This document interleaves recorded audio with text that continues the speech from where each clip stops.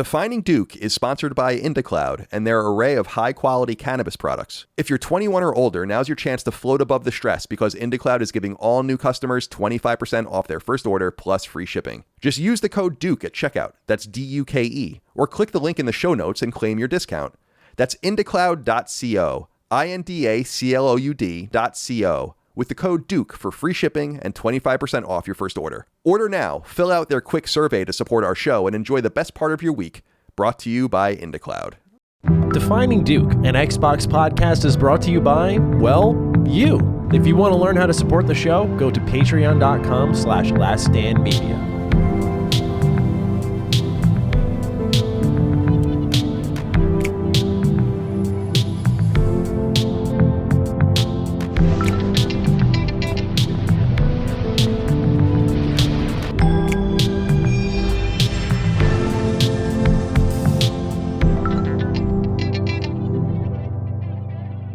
Salutations, everybody. It is Maddie here today, and welcome to episode 233 of Defining Duke, an Xbox podcast. Today, I'm joined by the man who, what does that shirt say? Does that say respect? Does that say rebirth? Rebirth. Okay, yeah. It looks like you were wearing a reborn, respect baby. shirt. Like, I'm reborn out here. Yes, I love it. I love it. You're one of the 22,000 sales, apparently. We'll talk about it. We're writing the record before anyone realizes, like, oh, misinformation. Don't worry. I know. We have the story straight here. But nonetheless, Cog, how are you doing today? Doing good, man. Settling in, finally. You know, the jet lag kind of getting away, the sleep deprivation slowly catching up. Yeah. I'm in my bag, man. A lot of games been playing. But yeah, man, I'm just looking forward to it. I would say that I don't know if this happened to you this so far this year. Like, it's been a weird summer, like weather-wise. Like, you usually get like, you don't know if the sun's out, the heat goes up. It's like a good vibe. It's a good energy, right? Yeah. And I've had this weird thing where anytime I've had to work, it's beautiful outside. I'm like, damn, you know what I'm saying? And then like the weekend will come around and I just have this bad luck that the times I'm available, all right, I'm ready to go out and chill. The weather sucks. It's raining or it's colder now. And I'm like, damn, I'm ready to bust out the outfits. I got, you know what I'm saying? I got the short sets, you know, I'm ready. And then I'm like, so I look at the weather like during the week, and then I see weekend, I see showers. I was getting depressed. But we see this weekend, we might be good. So it's funny. I get a little hype when I see that. Really? When I see a little rain, I'm built that way. So like, I don't know what it is. I've told this story before on Duke, but I always remember saying in high school to a friend, I was like, it just kind of feels like the weather's enabling me to just chill, play some games and relax. And they're like, what's the difference between what you usually do and that? And I was like, damn, you're kind of right. You know? So I think about that every time I think about getting hyped about the rain. I'm like, yeah, that dude had my number. But yeah, dude, I've been in that boat. Like, there are some days where you just want to be out in that weather, and like our jobs just do not permit it. Like, I've tried editing videos on the deck and I'm like working around a glare. I'm like, this isn't worth it. Like, you know, so the best I've come up with is I take my laptop to like a Starbucks and connect their internet. I'd edit a video or work there. And at least I'm like out. I haven't done that in years though, but that's the best I've come up with thus far. Okay. All right. I like that. I like to kind of simulate that environment of being outside and working out. Yeah. I look like I'm doing something really important, but I'm really just like writing a review for like some fucking video game. I feel you on that one. Well, how are you doing in the Health is Wealth journey? We have write-ins this week. They're pretty funny, but how are you doing, sir? You said you're coming down from the jet lag. We're getting our rest. Any health updates? Yeah, health update has been, remember I told you my new thing, like I talked about like 2 weeks ago, was prioritizing sleep over just working out consistently all the time, right? Sure. And I'm trying to do better about that. So yeah, this week I was like, all right, you know what? Last 2 days, I am tired. I could go to the gym, but I don't want to work out like that. So I was like, you know what? Use yesterday, catch up on some rest. And then after Duke, I will be getting back to the gym. You know what I'm saying? So I'm going to keep my commitments on that. But otherwise, health-wise, I've been good. I'm on a fantastic food non-processing streak, like non-processed food streak. I'm on an amazing run. I got it. Like I said, I still got my, the air fryer, stuff like that. But I found me any times I feel lazy, I found me a little spot not too far in, I got to shout them out. It's called like Sousa Fit or something. This is the most health conscious, organic, non-processed we do, breakfast and lunch more so kind of spot. It closes early. And I've been supporting them, man. They've been killing it, man. Yeah, man. So I've been in like this fantastic zone right now. And I'm very proud of myself of how I've been eating. And I've been making less mistakes. I've cut out the cookies, cut out the, the sweets. I've been putting fruit in that spot and, kind of thing. So I've been doing good. I'm seeing some changes in my body physically. I'm feeling a little bit better. So I'm trying to keep that going. How have you been with your health? Oh, after my non-processed streak, that came to an abrupt halt. That set up a vacation this week. So I'll be out of state from tomorrow until like next Tuesday, which I'm really looking forward to. But it's just, I don't know, I'm human, bro. Like when I get my brain in that zone, I'm like, it's time to unwind. Like I start eating a little shitty. Then for my birthday week, my art director on our team, he sent me a package from Japan, and it had just a ton of Japanese goods in there, all different types of candies and cookies and stuff. So every day I just go upstairs, pick a little bit, go down, pick a little bit, go back down, just over and over. Because dude, like how often do I get a chance to have these sweet treats from Japan? Yes. So just, it was awesome. So I've been snacking through those. So my health is wealth has been good on like walking and getting around, but in the terms of eating, not perfect. Got to be honest with the audience, not doing a good job here. But I'm health is wealthing this weekend, if you will, because I will be not working for the first time in a while. So that'll be nice. I definitely need to unwind, and I've been looking forward to this for a while. That's my wife. She planned the trip for us to synchronize with my birthday. So nice. That'll be good. Yeah, nice. I'm very much excited about it. That's good. How long is the blackout period? Oh man, I think I'm honestly gonna do a full do not disturb wave, like phone, Discord, like just I hit the plane. Hey mom, I landed. Hey dad, I landed. Talk to you on Tuesday. And unless there's an emergency or I need to call my wife because she is not near me at that moment and I need her. Yeah. I don't think I'm going to use my phone really at all. I don't want to work at all. Like I'm just, I haven't done a full unplug in a while. So, that's the plan. I'm going to see if I could stick to it, at least for a few days out there. Yeah. But the number one priority is no work. I wanted to do some script writing while I was out there. Sometimes I do work better when I'm in that unwinding mode, but it's like, what, dude, just like figure it out after. Yeah, you got to. Duke, get the game, Duke, what you call it, Mr. Matty Plays, what you call it, Retro Rebound. Yeah. You're doing a lot, man. You're doing a lot. Yeah, so, it's been manageable because of the teams around me, but yeah, it's been a lot where I'm ready to take a few days to myself. And then from there, set into motion like a weekend to myself or something like that. Like everyone knows I love the Sojo Spa Club. That place is amazing and I want to go there so badly. So that's on the list for the next month or two.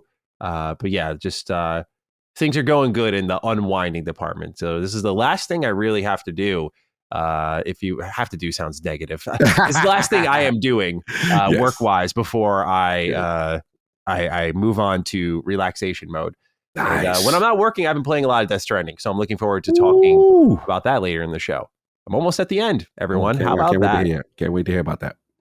All right, well, we got some other health is wealth write-ins here. This week, I hope people don't skip the health is wealth section because we don't really have many sentimental write-ins, but they are hilarious in some cases. Not this first one, but as we get deeper, I think they get very interesting. So Frito Bandito is our first write-in. He says, "Hey, Shinobi Cog and Power Ranger Maddie.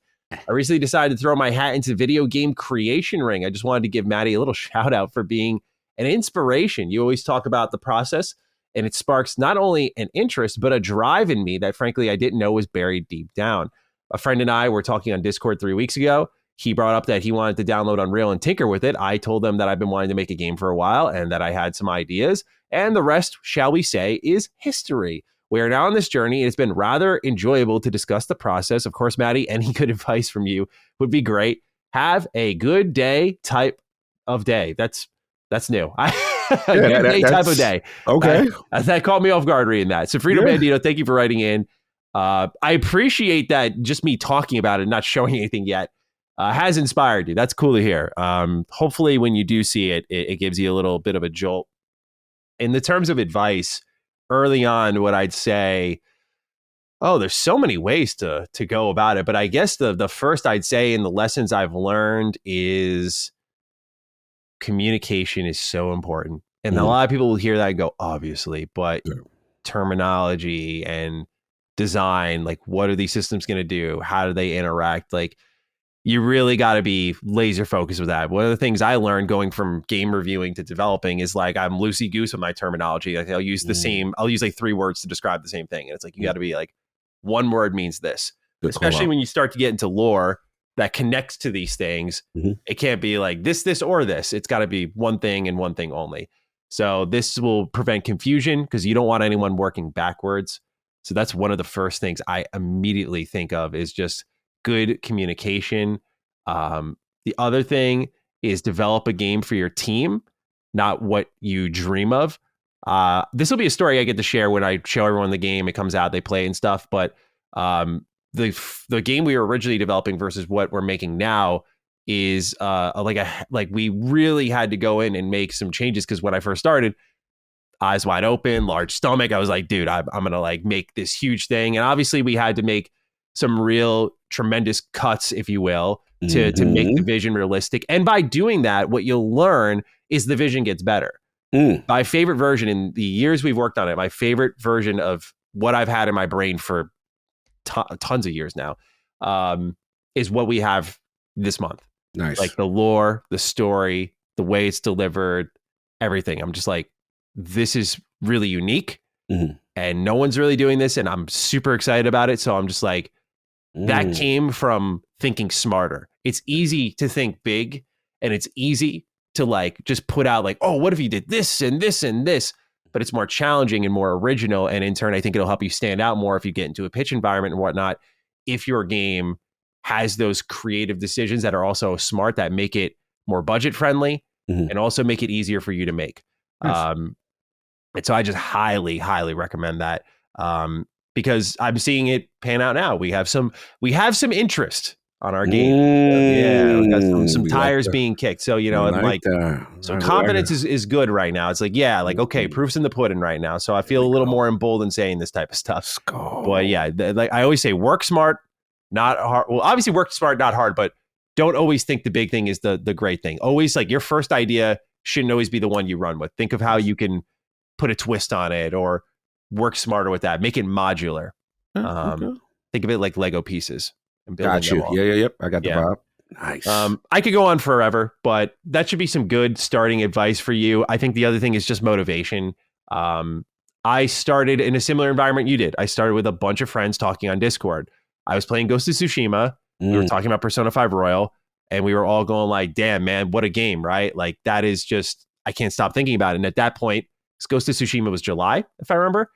And so Persona 5 Royal was April. So we're 3 months away and we're still talking about and thinking about this game. And I'm just like, dude, like, I just want to like, cause for all those months I've been thinking like what I'm doing feels kind of worthless and low impact and no legacy. And I'm just like, this doesn't feel right to me. I was like, I want to do more. And that game really spoke to me in so many ways. And they were feeling a similar way. I say all of that because that was the kickstart and we were all excited and trying to find an engine and just learn. And as the years went on, many of the people I started with faded off the project. They lost that energy. They lost that motivation. It was not worth the grind that it is. Right. And that is something you have to remember. Like this is eventually going to wear on you. It's going to be a fucking pain in the ass. The cool, good things don't come easy. Yes. And you have to just be ready to commit to that. Like when people say game development hard, I think game development is hard. I think that's what they mean in a lot of ways. Beyond the actual skill required to do it, it's like just staying with it. You know, it's like a season in a sports league. Like you got to hang with it all year. Then we get to the playoffs. It's like you got to hang with that and stay determined and stay motivated. It's not just excitement. Yeah. Like what I'd say is like my excitement faded a while ago. My determination grew though.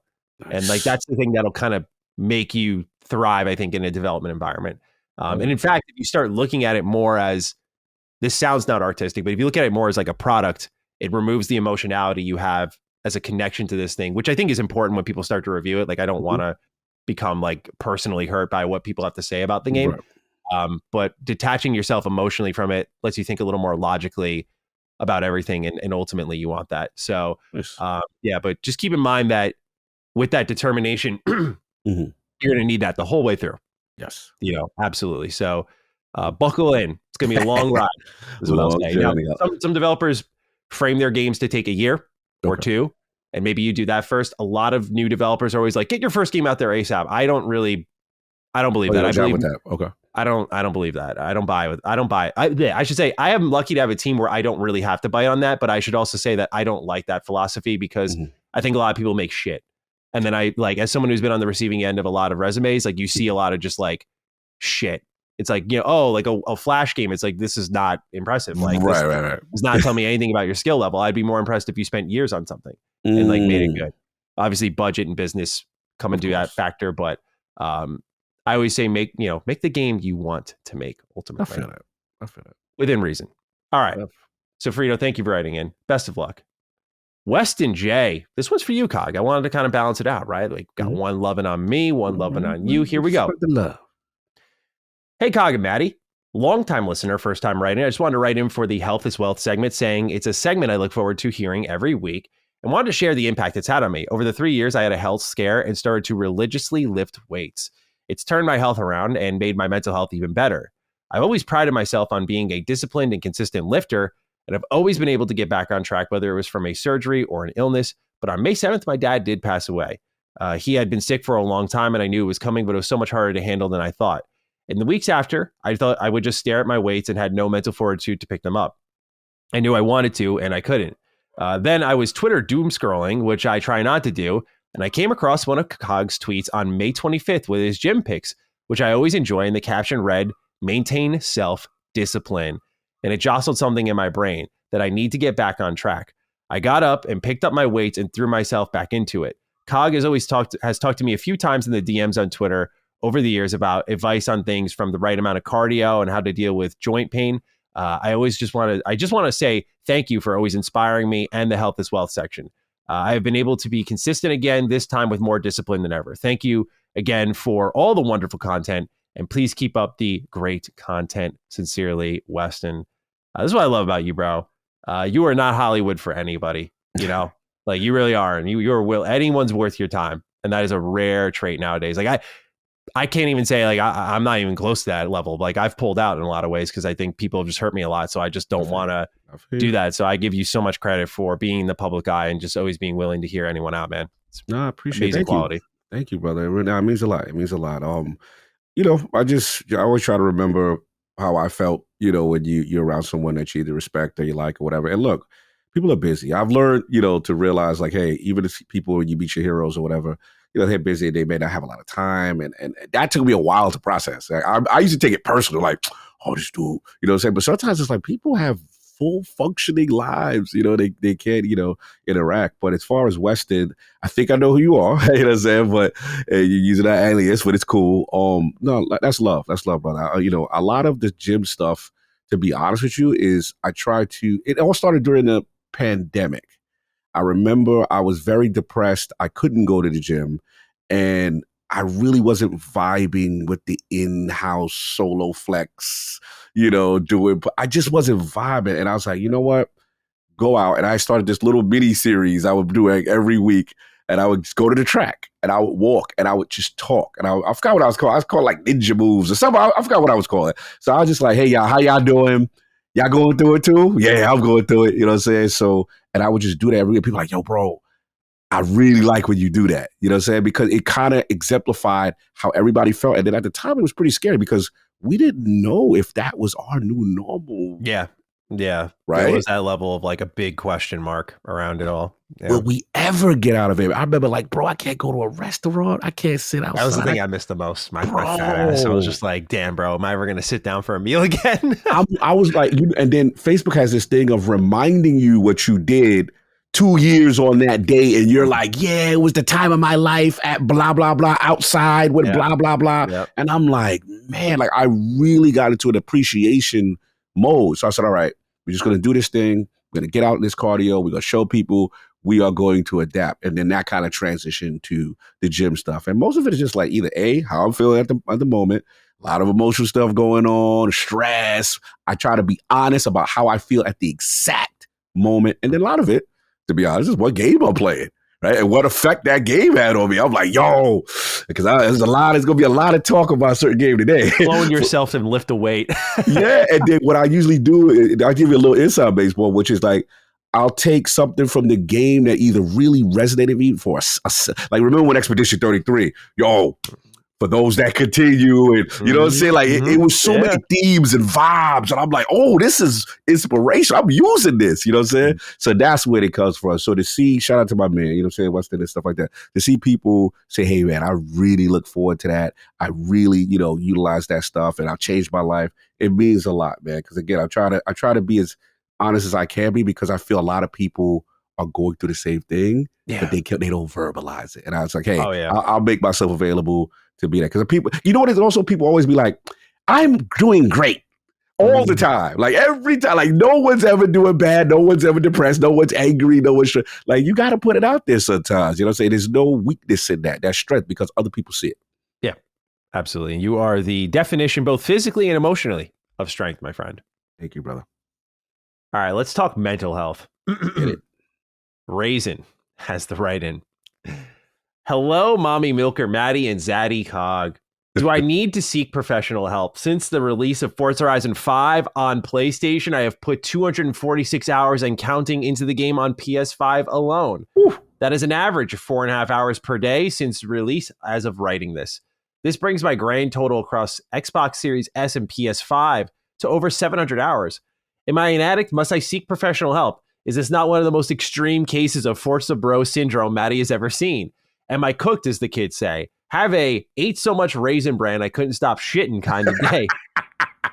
So, dude, your write-in is so concerning to me. I put you in the health as well section. You are not in the gamer section, bro. Like the gamers who don't want to hear shit from us, they are missing out big time here, because you have a really bad problem, dude. There's no way a racing game is this good to anybody on this planet. Like, yo, bro, I'm driving my car 4.5 hours a day. That's got to be half idle time, bro. Even then, like, then what we're talking, we cut that hour and a half. You're talking 2 hours a day. I can at least stomach that. Don't you play anything else? Don't you have like a 2 hour window where instead of playing Forza, you play, I don't know what you're playing. If you're on PS5 and Series S, you got a lot of options, man. You played anything else? Did Expedition 33 not do it for you? Did you need a car in that game? You saw SGA and you're like, I'm flying on a creature, bro. It's like, why is this not, where's the steering wheel at?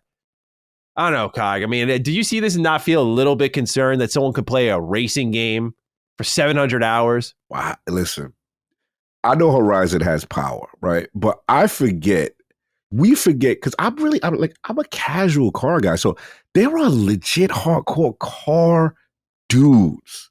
And like, this is what they do. And I'm also forgetting the international flavor. I wonder where Raisin's from too. Because like, bro, on the other side, that's what they do. You know what I'm saying? It is a real big part of the culture. So now to Raisin, like, my only thing is, I thought he was about to say, hey, I'm a PlayStation guy. Forza came over. I'm playing it and I'm putting all these out. Okay, guy. But he has this on Xbox. Yeah, he's got 500 hours, it looks like, or close to it. And then he's continuing that would be like, me on Destiny, my Destiny history, like, and then buying the PS5 and then still doing the same thing over there. Like, it is interesting to me that he has the need. He felt the need. Now you bring up Destiny, it's got that new account on an MMO vibe. Yes, like you've maxed out all of your player classes and you built a whole new account to do it again because you can't pull away. Yeah. So the only logical thing I can say is he's got a crew. I would say is one caveat. If he's doing this alone, yeah, we go get some mental health. Like, because the only time I am guilty is when, like, okay, Xbox One wasn't 60 frames per second Destiny. I got my PC. Shout out to Bontes. He was like, bro, you want to improve your content creation. This is a great deal on PCs. Oh, by the way, Destiny 2 PC version is free with your purchase. So I'm like, damn it. So good. You got me. And then I saw 60 frames and I'm like, oh my God, I'm never going back to console this year. And I stayed over there. And I started all over again. So if you had one of them experiences where it's like all your friends all move, But it seems like you are just rocking, Ray. Raisin, I need answers, Raisin. I need to follow up on that one. Yeah, we need to follow up from Raisin. We need to see how much of this is serious, how much of this is troll, where you're from. Yes. Like, what's going on here? I agree. There's got to be a reason you've been incentivized to put this many hours into the game. I agree. All these years later, too. Yeah. Like, what else are you playing? I need to know more about you. We're going to psychologically profile you. You don't need professional help. We're the professional help here. I know one thing. Xbox daily active users team loves you. Yeah, absolutely. They're a huge fan of you. Thank you. They're going to put a stamp on your Xbox profile and all that good stuff. Yes, he's going to get the sticker. Defining Duke is sponsored by IndaCloud and their array of high-quality cannabis products, which you can learn more about for yourself right now at indacloud.co using the checkout code DUKE for 25% off your first order with free shipping. Greetings and salutations, it's me, Colin Moriarty of Sacred Symbols. I've jumped the barrier into my friend's show this week to tell you about IndaCloud, the online shop that can provide you with an excellent array of Delta 8, Delta 9, and THCA products that can help you rest, relax, shed some anxiety, or even find the sleep that may be eluding you. If terms like Delta 8, Delta 9, and THCA are new to you, well, they're all different types of THC, or tetrahydrocannabinol, a key component of cannabis that can help deliver relief and tranquility, all without, say, a hangover or similar ill effects. And better yet, their products are all perfectly legal because while you often need a medical prescription like I have for some THC products, Delta 8, Delta 9, and THCA are treated differently under the now famous 2018 Farm Bill passed by the US government.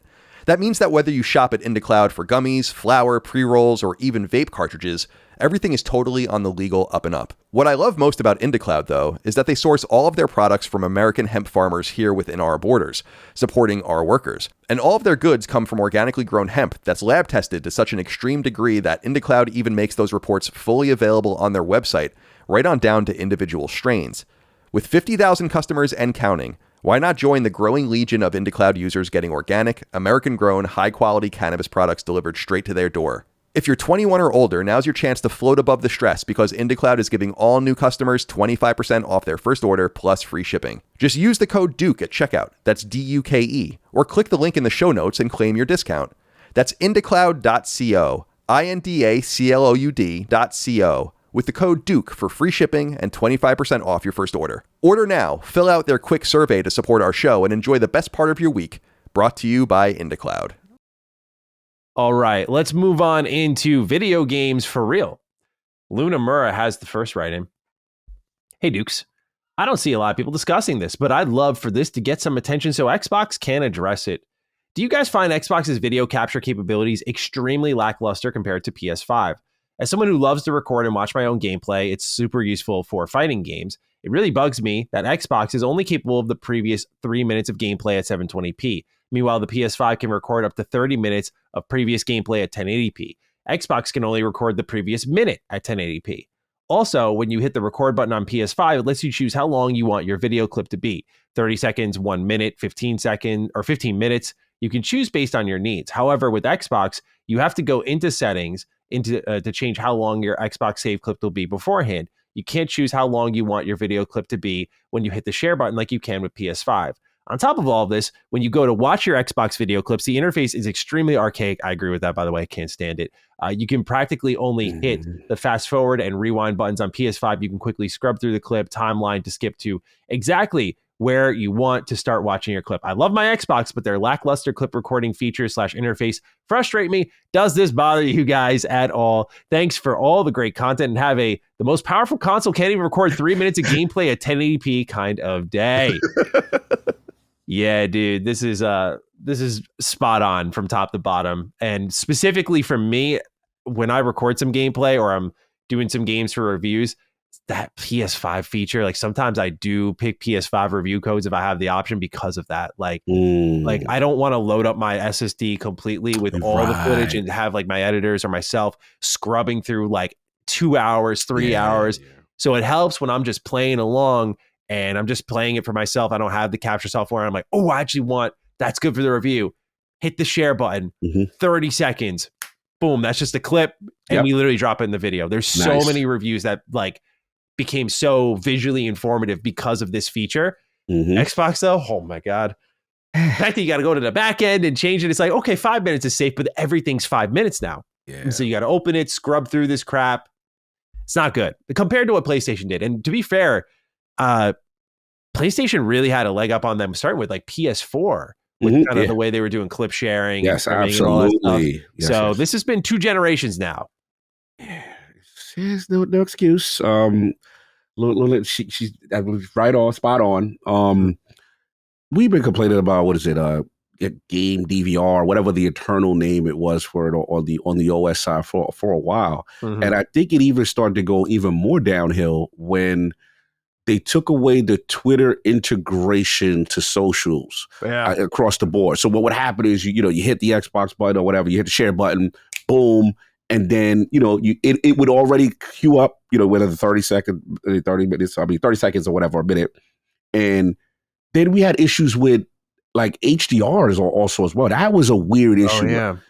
The way they were showing, it was a lot of growing pains. So the first thing was the minutes, the time, the visual HDR stuff.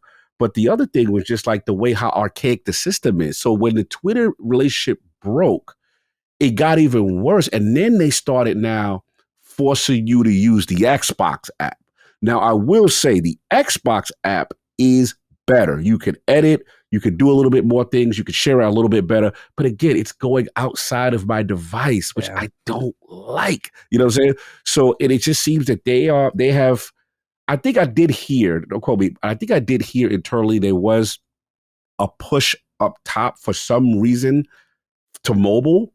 And I'm like, so I don't like it. But yeah, a lot of them are doing that though, right? Like Nintendo has it where if you want to get like the content you've saved on your Switch 2, you go to your Nintendo app to like download it onto your phone. You can share it from there. PlayStation, same thing.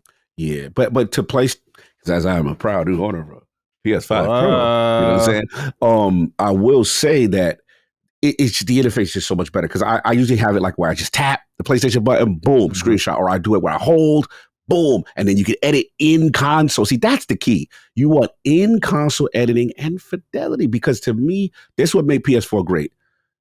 The dynamic things, which was weird now, they went from, and now Xbox has adopted that, and Xbox has done great on dynamic backgrounds and shit, celebrating the release of the game. Having that, people want to feel good about it. One thing that I loved about PlayStation 4 is that when, the God of Wars, the last one, they'd have them clips up, high fidelity, easy to do. You want people to sell the game for you. So I don't know why they don't reinvest on the UI level on the console. I don't know. It is frustrating. So yeah, speaking to me, I hear all your pain. I'm the clip sharing guy. I got a ton of stuff. Last thing I'll say, I do like the new UI thing that they're doing now where before, I know people get mad, you got to press another button to start the game, but you get almost like a hub-like thing, and then it'll show all your screenshots, whatever there, and then from there, I still use mobile. That's where I'm at. All right. Next up here, this comes from Andrew M. Hey, Dukes. Just wanted to give you guys a quick shout for killing it these past few weeks. I've spent more time listening to the Dukes than playing actual games last week. How about that? My question is, when do you think Microsoft will finally deliver a Game of the Year winner? Which studio or game will it be? With them gobbling so much talented studios up in the past few years, you think it would be inevitable for them to get one winner. Phil hinted at the 4 Horsemen dropping next year in 2026 with Gears, Fable, Forza, and Halo. I just don't see any of those beating GTA 6. Does Microsoft even need a Game of the Year if they continue to consistently drop 8s or 9s? Is the quantity over quality going to be their best bet with Game Pass, or do you think they need that coveted Game of the Year to be considered legitimate? I love this. Yeah. I love this. Yeah, there is something to say about the consistent 8s and 9s. Obviously, you want the best out of every game. You want every game to push that 9, 10 area, but we know that's not really possible always. Just, especially given how the talent at Xbox's first party studios is shaken up. We've seen there are a lot of levels to this. I think Indiana Jones, as I said, like if we're going to this $80 range, was the only one I would have spent 80 on. Maybe Hi-Fi Rush as well, but visually I wasn't getting $80 energy from that game. But point being is like, those are the 2 games. So I shake it out kind of like that.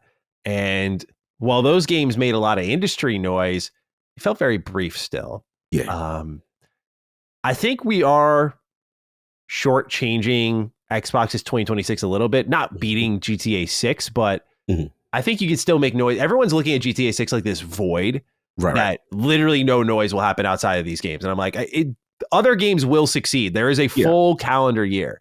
For sure. And I would be surprised if Fable, if it is good, does not make a lot of noise. Does it beat GTA 6? I doubt that, but I think it's still something that could make a lot of noise and be a contender. Yes. And I think if they're in the conversation, that is arguably more important. If they're kind of being featured in it and not winning versus what's kind of happened in the past with, say, like, okay, Forza Bros, I'm going to scratch your back here. Scratch mine later. Let's go. Come on. But when you're like the highest reviewed game of the year in Forza Horizon 5 and you don't make any sort of lists out, like that's just, to me, that's where the snubs start to kick in a little bit. Exactly. We agree. And I always famously say Ori is like my peak snub where I'm just like, I know that was in an era where I think it's different now, but that was in an era where I was like, if this was on PlayStation, or Nintendo, I know the energy would be like, oh, look at this brand new IP. What? Yeah, so I don't like to play that kind of game too often, but like those are two examples where I think things have changed a little bit now, and I think Xbox has proven they're a great publisher of games. Yeah. But in the terms of Game of the Year conversation, Cog, where do you find them? Do they need a Game of the Year contender every year? I literally just spoke this question into existence last ILP. Look, this is a great one because, look, I agree that the strategy of, they've got these tons of games, high quality, mostly good, solid quality, I should say, in that 80, I would say they've been kind of in that low 80s range right now, where they drop something, it's good, right? With a few exceptions that'll pop out, but nothing that's been outside of indie, which me and you both agree because of the timing, right? Damn, right? Because indie Great Circle was amazing, and I it's a shame that missed the window. But I think we've got two contenders here. I think if it's gonna happen, I think it's gonna be from Playground, or it's gonna be from In Exile. Those two to me on the short list. I'm talking about the Black Rock's got a chance. I worry about the Black Rock because as much as I love them, I have to separate my bias. I think they're the greatest thing since sliced bread, right? Yeah, I guess you. My concern is they need a title that's going to resonate with the masses a bit more. And I feel like me and you are so hardcore RPG that sometimes that gets in the way of the casual guy just pick up and play and understand it. Now, I will say, after playing Outer Worlds 2, and I was so impressed with the gunplay, the moment to moment, that a casual guy was like, yo, this feels good. I heard, you can confirm this to me, I heard that you could kind of play it a little Dishonored, like with the crawling around and stealthing and getting through buildings different ways. And I'm like, dude, I think people are sleeping on this game. I get the whole $80 conversation sucks. I'm right there with everyone, but like, I think people are sleeping on it tremendously. It looks really fucking good. I watched the direct again. I was like, damn, dude. I was like, they're real. Like, they might be onto something here. That's why I asked you. I was like, you sure the Black Rock can't get into the conversation this year? I don't think anyone's beating Expedition, but I'm like, you think it can't get in the conversation this year? You literally said the only reason why is because I just worry the noise around Expedition, Kingdom Come Deliverance 2, Split Fiction, there's so many this year. And I just worry. And then the release, we unfortunately have release date bias, I feel, in terms of the later you go in the year, I feel the harder it is for you to secure the Game of the Year nomination sometimes. You've got to really be so outstanding. And not that it can't be, but I just worry that it's going to be part of the conversation as far as nominations overall, but I'm worried about the Game of the Year being so stacked that it might not. Now the first one did. Outer Worlds 1 was a nominee, but we'll see. I'm being humble. Everyone, watch out. People forget. People forget what the Outer Worlds 1 did. And I don't agree with it. I don't agree with this turning their back on Outer Worlds 1 vibe I see online. I'm like, I don't get you people in that regard. Because they don't play different genres, Maddie. That's the exposing right now. Unfortunately, that's why it goes back to the PlayStation 1 conversation with the state of play. And I hate to expose certain my gaming brothers, but you got to play different genres, and then you'll see how great gaming is. No, they got a third person mode though, and you can rotate that camera. I agree. You could that's huge. That's huge. You could probably pick flowers. And Avowed did that for us.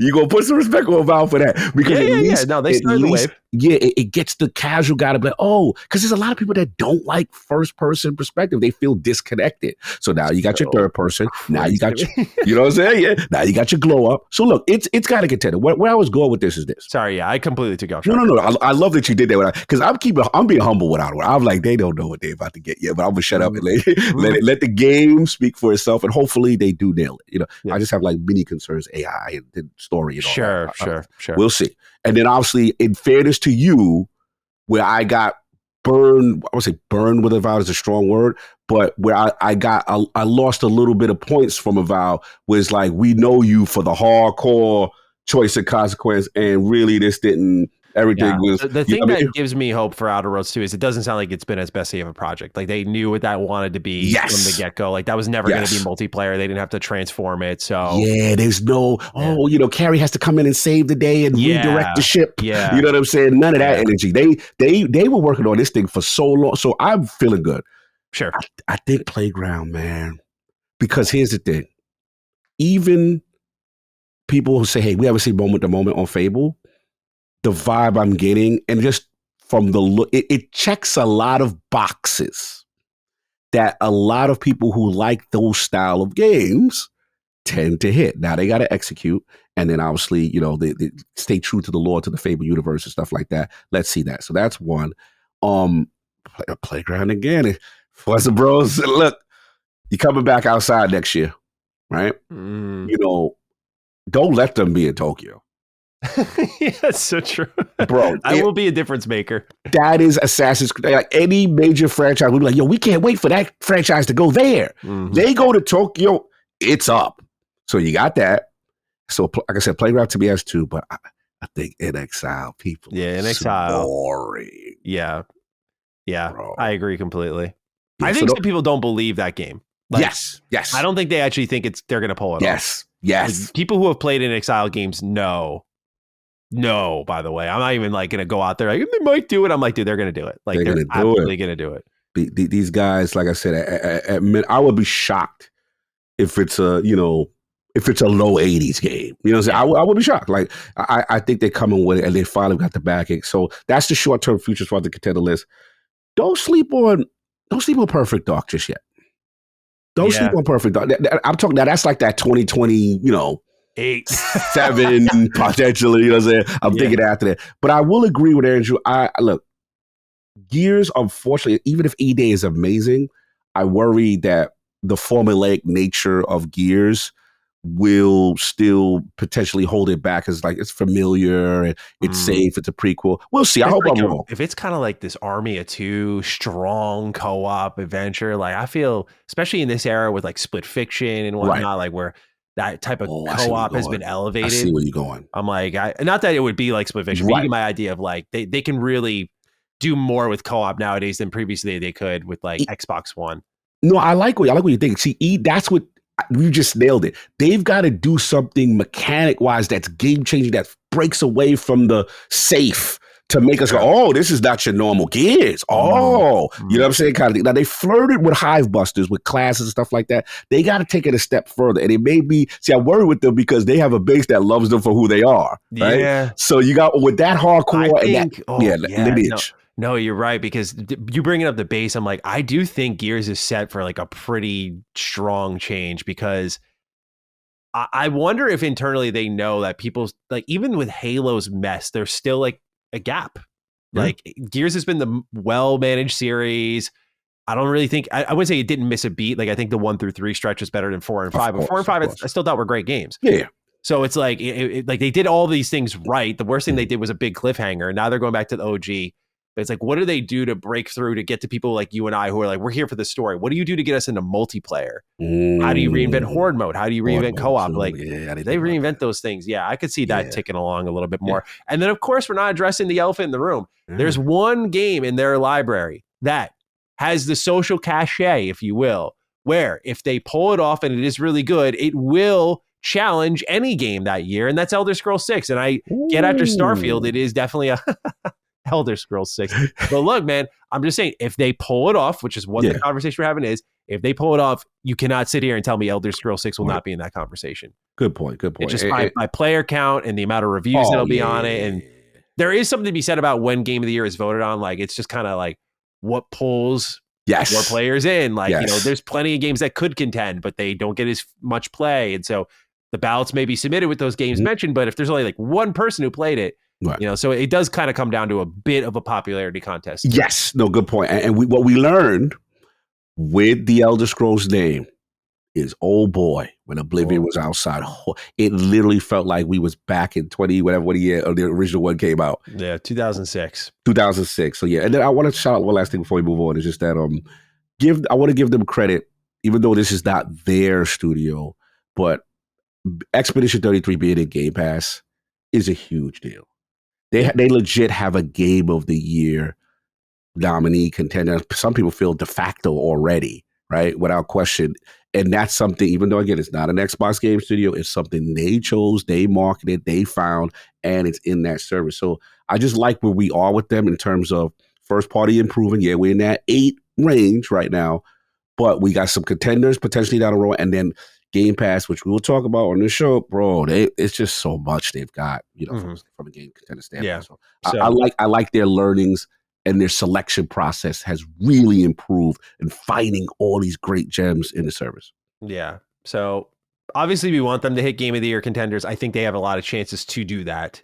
And so that's the good news. I think the companies that would typically drop the 8s or 9s have kind of gone already. So they get to go away now for a while, and and the vets step up now, and hopefully you know, we're hoping for rebound performances from companies like Halo Studios. Yeah. We're hoping Coalition, after making like Matrix and a bunch of other tech demos, still got it since Gears 5 and Hivebusters. So there's still some question marks entering next year, but I think good reason to be excited for Xbox's future in publishing. All right, Cog, kicking this one to you. We got the update on Marathon. It has been indefinitely delayed. Let's read the message on Bungie.net. Thank you not only for your passionate feedback around the Marathon reveal and alpha playtest, but also for your patience while we took the time to listen closely and chart our next steps. Through every comment and real-time conversation on social media and Discord, I fucking hate this, dude. I hate this. Your voice has been strong and clear. We've taken this to heart, and we know we need more time to craft Marathon into the game that truly reflects your passion. After much discussion within our dev team, we have made the decision to delay the September 23rd release. The alpha test created an opportunity for us to it's a fucking great opportunity for them. I can't stomach it. Sorry, everyone. I'm going to keep interrupting this as we go along. Calibrate and focus the game on what will make it uniquely compelling. Survival under pressure, mystery and lore around every corner, raid-like endgame challenges, and Bungie's genre-defining FPS combat. We're using this time to empower the team to create the intense, high-stakes experience that a title like Marathon is built around. This means deepening the relationship between the developers and the game's most important voices, our players. Over the next few months, we'll continue. I feel like I got to read this like Mark Cerny, bro. Like that's the voice like of Mark Cerny right now, yeah. Over the next few months, we'll continue closed testing, including participants from the alpha, to deploy gameplay updates and test new features as they come online. Some of our immediate focus will be upping the survival game with more challenging and engaging AI encounters, more rewarding runs with new types of loot and dynamic events, and making combat more tense and strategic. We're also doubling down on the Marathon universe by increasing its visual fidelity, more narrative environmental storytelling to discover and interact with, and a darker tone that delivers on the themes of the original trilogy. Plus, we're adding more social experience, a better player experience for solo and duo players, and proximity chat so social stories can come to life. You'll hear from us again later this fall when we can share the progress we've made alongside the game's new release date. Thank you again for your patience and, much more importantly, your passion. Your continued feedback will help us make Marathon the incredible gaming experience we all know it can be. I need to go wash my mouth out. Kaj, if you don't mind just taking it over. Yeah, I got you, bro. I got you. Look, Go ahead. man, I feel for anybody who's part of this marketing and PR team, because what they have put this team under so much pressure for stealing artwork and doing all type of egregious things. One thing I did not see is Anti-Real getting paid. Yeah, nothing about that. Yeah, I'm like, what is increased visual fidelity, by the way? I thought the game looked fine. So, like, I mean, look, here's the thing, man. You know, they were in a lose-lose coming into this thing. It looked very dire based on, you know, once the allegations of pulling assets and stuff came out, they were in serious trouble. You could not go anywhere on socials without them getting completely dragged through the mud and disrespected, and rightfully so. They earned that smoke. So what I get from this is two things. One, all right, it wasn't a cancellation. I was expecting a cancellation, Matty. I'm gonna be real with you. I was expecting them to come out there, say, hey, you know, unfortunately, we're not moving forward. You know, it did not, meet the quality standards of Bungie, and then the whole thing with the scandal. Now, when I see changing tone, themes, I'm getting the vibe that they realize potentially that the asset scrub is probably potentially more deeper and affecting the game on a larger scale, that they have to change the tone. Right. Now, I didn't mind, the fact I liked it being colorful. I liked how it looked. But then again, that was under the impression that was their assets. So you got that part. So here's the thing I got. One thing that for a slight sliver of hope for them is I did see a little bit of the PlayStation roundtable. I forgot the gentleman's name. Was it Nishino and Herman Holt? Nishino. Yeah. And I saw that, bro. I was shocked to see Marathon not only listed on their slides, promoted, and saying like they're going to invest, and then using comments like, we took the learnings from Concord.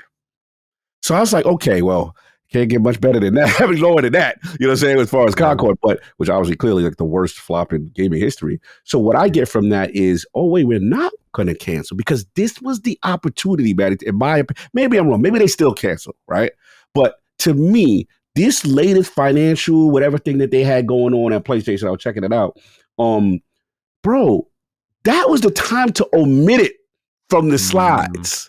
Right? And not talk about, hey, maybe you talk about fair games. You maybe talk about all other live service, because they mentioned, hey, we've done great in this space. Don't forget, we still had Helldivers, right? But then we had Concord.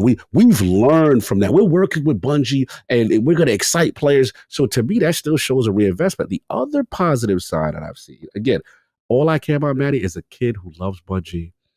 If it wasn't for Bungie, I wouldn't be here.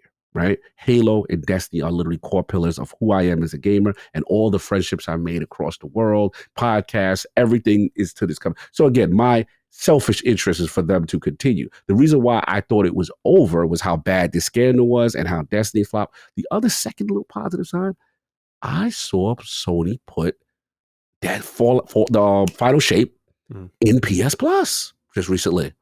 So I'm like, oh, you Game Pass in that. You see what I'm saying? And then I saw the engagement. So Connor had not participated last week, Destiny 2 on PlayStation within the top 10 to 12 players for that week. So these are like the Band-Aid effect things that I think that they try to do to try to salvage.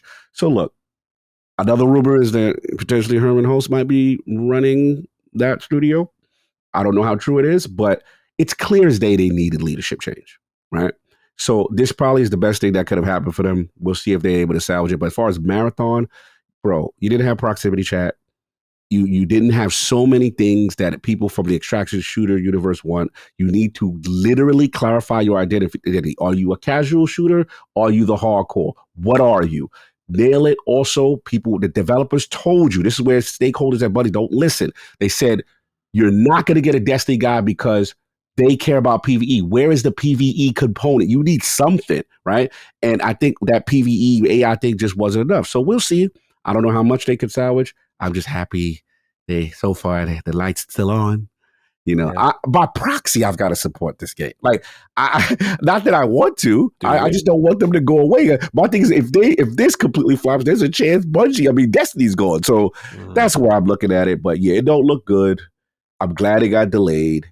The question now is, the final thing I'll say is, when do you pop out? Because they said they ain't even given us a date. They're like, we'll talk to you later in fall about a potential new release date. So that's a little interesting, because where do you drop next year? So still a lot of questions, but I am happy at least they delayed. They realized they can't put this stink out there, and they need to go away. As Maddie would say, they needed to go away for a while. Yeah, man. I'm a little surprised too that they're still kicking around. I don't think this guarantees that they're gonna get it out the door. Good point. Because we're kind of all reading it under the assumption, like, okay, you looked at all the assets visually and decided that it is worth hanging with this game for X amount of months, or who knows, maybe even years, to overhaul those, and extending that development time and extending that budget, and putting pressure on this game to perform even more than it already had to, right? Because as that budget grows, it's like, now the game needs to do better when it's already weakened. And there's still discussions about this being a premium product. Like, I just think that's a bullet in the head for them. I don't know, man. When I think about this game, I'm just like, I still feel this will just get quietly shut down at some point. I feel like this is the Band-Aid to kind of continue to assess, and that the reality is, like, we can't come out this year. Obviously, we all knew that the second this story broke was like, okay, this just needs to go away for the rest of 2025, and we'll see what happens next. But I think, with the alpha test, shit's going to leak, no doubt. Like, do you think people are going to be lip sealed on this game after everything that's happened? Hell no. And I do think so. I think it's going to be the product of a lot of leaks, a lot of word of mouth. And if that word of mouth is not good, like, we're not getting Battlefield out here where it's like, EA was going to take down the leaked videos, but they're like, oh, you like that? We're not going to touch it. So if we start to get into that pocket, like, I think this game could snowball. And if you've learned your lessons, as you said in an investor meeting about Concord, it's better to cut your losses then.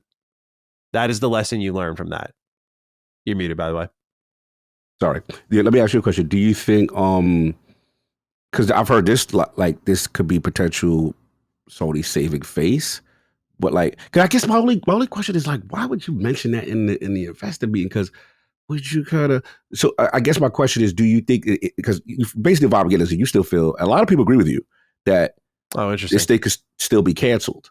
So do you think this was just posturing? You don't want to completely bury Bungie as a studio, but you might still come out with the press release. We regretfully inform that we will, be canceling Marathon and all that. Yeah, like, I shouldn't say I wouldn't be surprised. I would be like, oh my God, wow. But in the scheme of how things have gone, the game has no momentum. In fact, it's going the opposite way. Yeah. You have to visually overhaul parts of the game. There is no statement about anti-real in this at all. None. I didn't like that. She has nothing on her account either. She's been radio silent since mid-May, which I don't know if that says that she's staying quiet because there might be a legal battle or what. But I just don't think they're out of the woods yet. And I think this is just not. Like, hey, they know internally they can't release this, and Sony's at least giving them the thumbs up to not release it this year. Right. But I think when it comes to just releasing it all, I do feel like that just remains to be seen. The amount of extra money you have to spend on this, does this have the social cachet to come out onto the market, where now Arc Raiders has its hard release date, October this year, and it's going to suck up more of this player base. Yeah. And we're going to just go out there and try anyway. Like, isn't it better just to, as we all said when this started to kind of leak, like Destiny 3, Yeah. I ain't got no problem with that. Yeah. It just feels foolish. And until there's major, from what you've told me and from what I've read and watched from, like, the hardcore Bungie, until there's major leadership changes, none of this really matters. Right. Because the reality is they got to this spot largely because they didn't listen to the teams that work on these games, who are very talented. So I don't even look at this and go, okay, cool, this game might be saved. Maybe it is, but, like, their company's still in a shit spot. Yep. Unless, Herman and the PlayStation team, I can't imagine there's a world where they're letting them operate independently at this point. Like, I think that leash is like tight as shit. We want weekly reports, maybe even daily reports. Facts. Like, I want to know everything happening in your studio. Hiroki ain't playing no games. Yeah, like I wouldn't be surprised if PlayStation deployed someone out there. They literally have someone in the building. Like, you're not hiding anything either. Like, there's like someone sitting next to Pete Parsons' desk. Facts. Like, who are you emailing? Yeah, send that right through. Like, it would not surprise me at all. It's like, you can't be trusted. You guys lie all the fucking time. Not only to your fans, but clearly to investors. So I would have PlayStation staff in that building too to make sure, like, okay, who's fibbing? I ain't gonna hold you. I ain't got a problem with that. I used to fight the Sony thing so long. There's a part of me that's like, at the end of the day, this needed to happen. I finally come full circle. Because I remember PlayStation guys hit me like, good. And I'm like, damn, why they cheering on the death of, a Bungie? But it was more so leadership change, right? And yeah, baby, Herman and those guys have now a title leash, and now maybe we get some of the change. But to your point, you're right. We're not out of the woods with this because of the social discourse. There's no buzz, there's no vibe about this game on socials. And even if you try to rework it, do you want to put in that investment, to try to save something that really is, and especially in a genre that's really not that much of I would say it's a popping genre, but it's a very hard genre to crack for the masses, I would say. Like, how's that NetEase Destiny game doing? Now that's doing well. Yeah. I've heard great. A lot of my boys are playing it. Apparently, it's actually a great game. Like, people, when NetEase does something, it's really good. So they get them. I'm going to assume they're going to get some back end from that really well on the mobile side. Asking, because I feel like people look at their hardcore console games and that's it. And I'm like, if that mobile thing is doing really well, that could kind of help them tread water. Yes, from all people I trust, and people try to get me in it right now, and I'm like, damn, I got too much right now. But they're saying that game's fire. They're saying Destiny Rising is amazing, and it's going to kill it in the mobile space. And the addictive quality of those type of games and stuff like that. Mm-hmm. So, and apparently it's telling a really cool story in the universe that people want. So, cool. And I actually know a couple of Destiny content creators that are covering it. Yeah, so that's gonna pick up. So I think Sony looks at them overall. Okay, that's a miss. You need to be mismanaged. You need to be remanaged, and we need to be in the building. I'm curious to see if Marathon lives, dies, and if Destiny is more of a focus, which is all I want. That's selfish. It seems like, I don't know the dollars and cents of it all with this, but it just seems so foolish to push a game that's multiplayer that was planning to be, or I'm sorry, ain't planning. They said was going to be a premium game.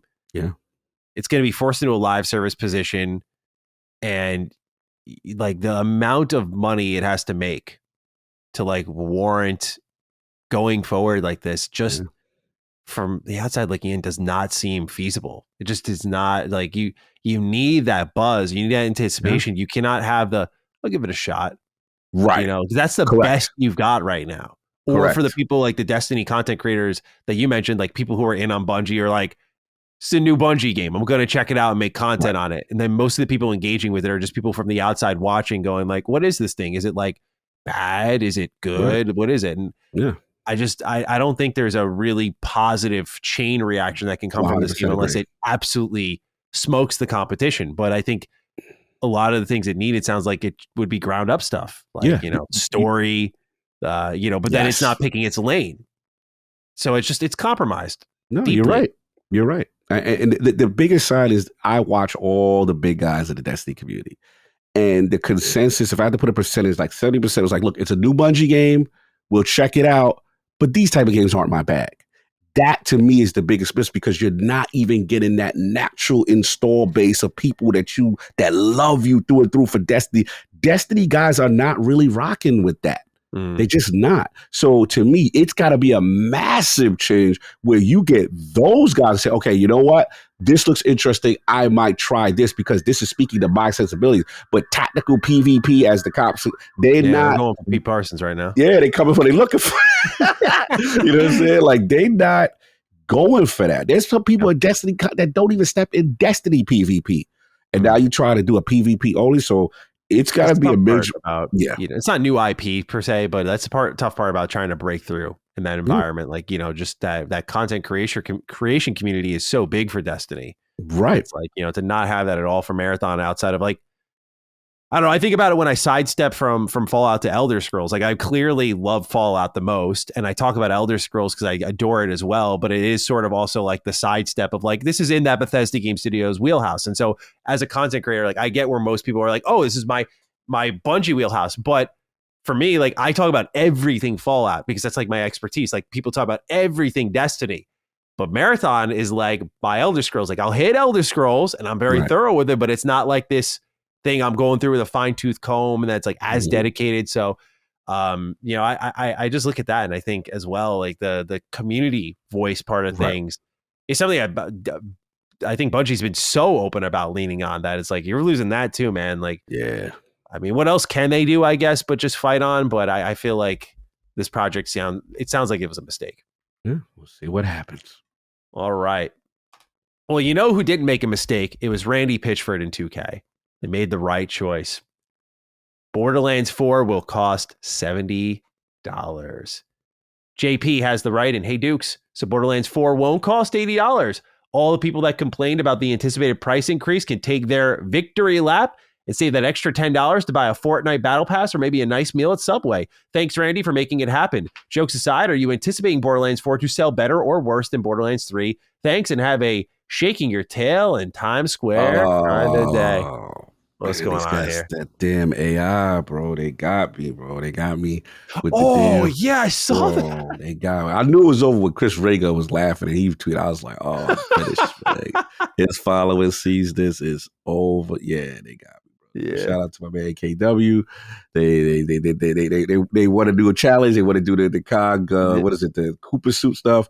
Bro, the joint looks so real. I'm like, yo, that look like me. I literally it's funny when you said that's AI because I saw that and I was like, no way Cog's like throwing down in Times Square, but that kind of looks like him though. And the crowd moving behind you looked real too. I was like, real. It had my ILP shirt for Summer Game Fest with the lanyard, and the lanyard is swinging realistically. I'm like, yo, the only thing that he wasn't as beefy as your boy there. But I was like, yo, anybody could think, yo, that was me for real. So many people hit me up like, bro, what is this? And then they threw the tail on me. I'm like, oh, the Cooper tail. I'm like, they killing me. Shake that tail cock. I'm like, oh, God. I had to laugh. I was like, all right. AI. I was like, this is the first time I go for a bat. I was like, I don't know about this AI stuff. When they got me, I wasn't feeling it. I was like, I don't know about this AI stuff now. It's going too far. All right, so Borderlands 4, it's not going to be $80. It's $70. How are we feeling? Feeling good, man. Shout out to 2K for making the right call. I do think the gamers did influence this one. I do feel 100%. Yeah, I do feel because Randy, you was doing too much. You were doing too much. You literally hurt that team.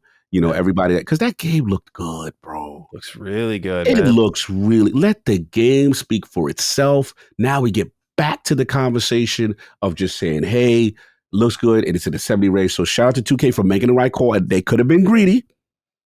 Corporate could have been greedy, but I think it helps that they know the GTA cash is on the way. They're like, we'll take 90 for that. Now you got the window. There's no marathon. There's no nothing. You've got smooth sale. All you got to do now is just continue to show us this game that looks great. Nail the gameplay. Nail the gunplay.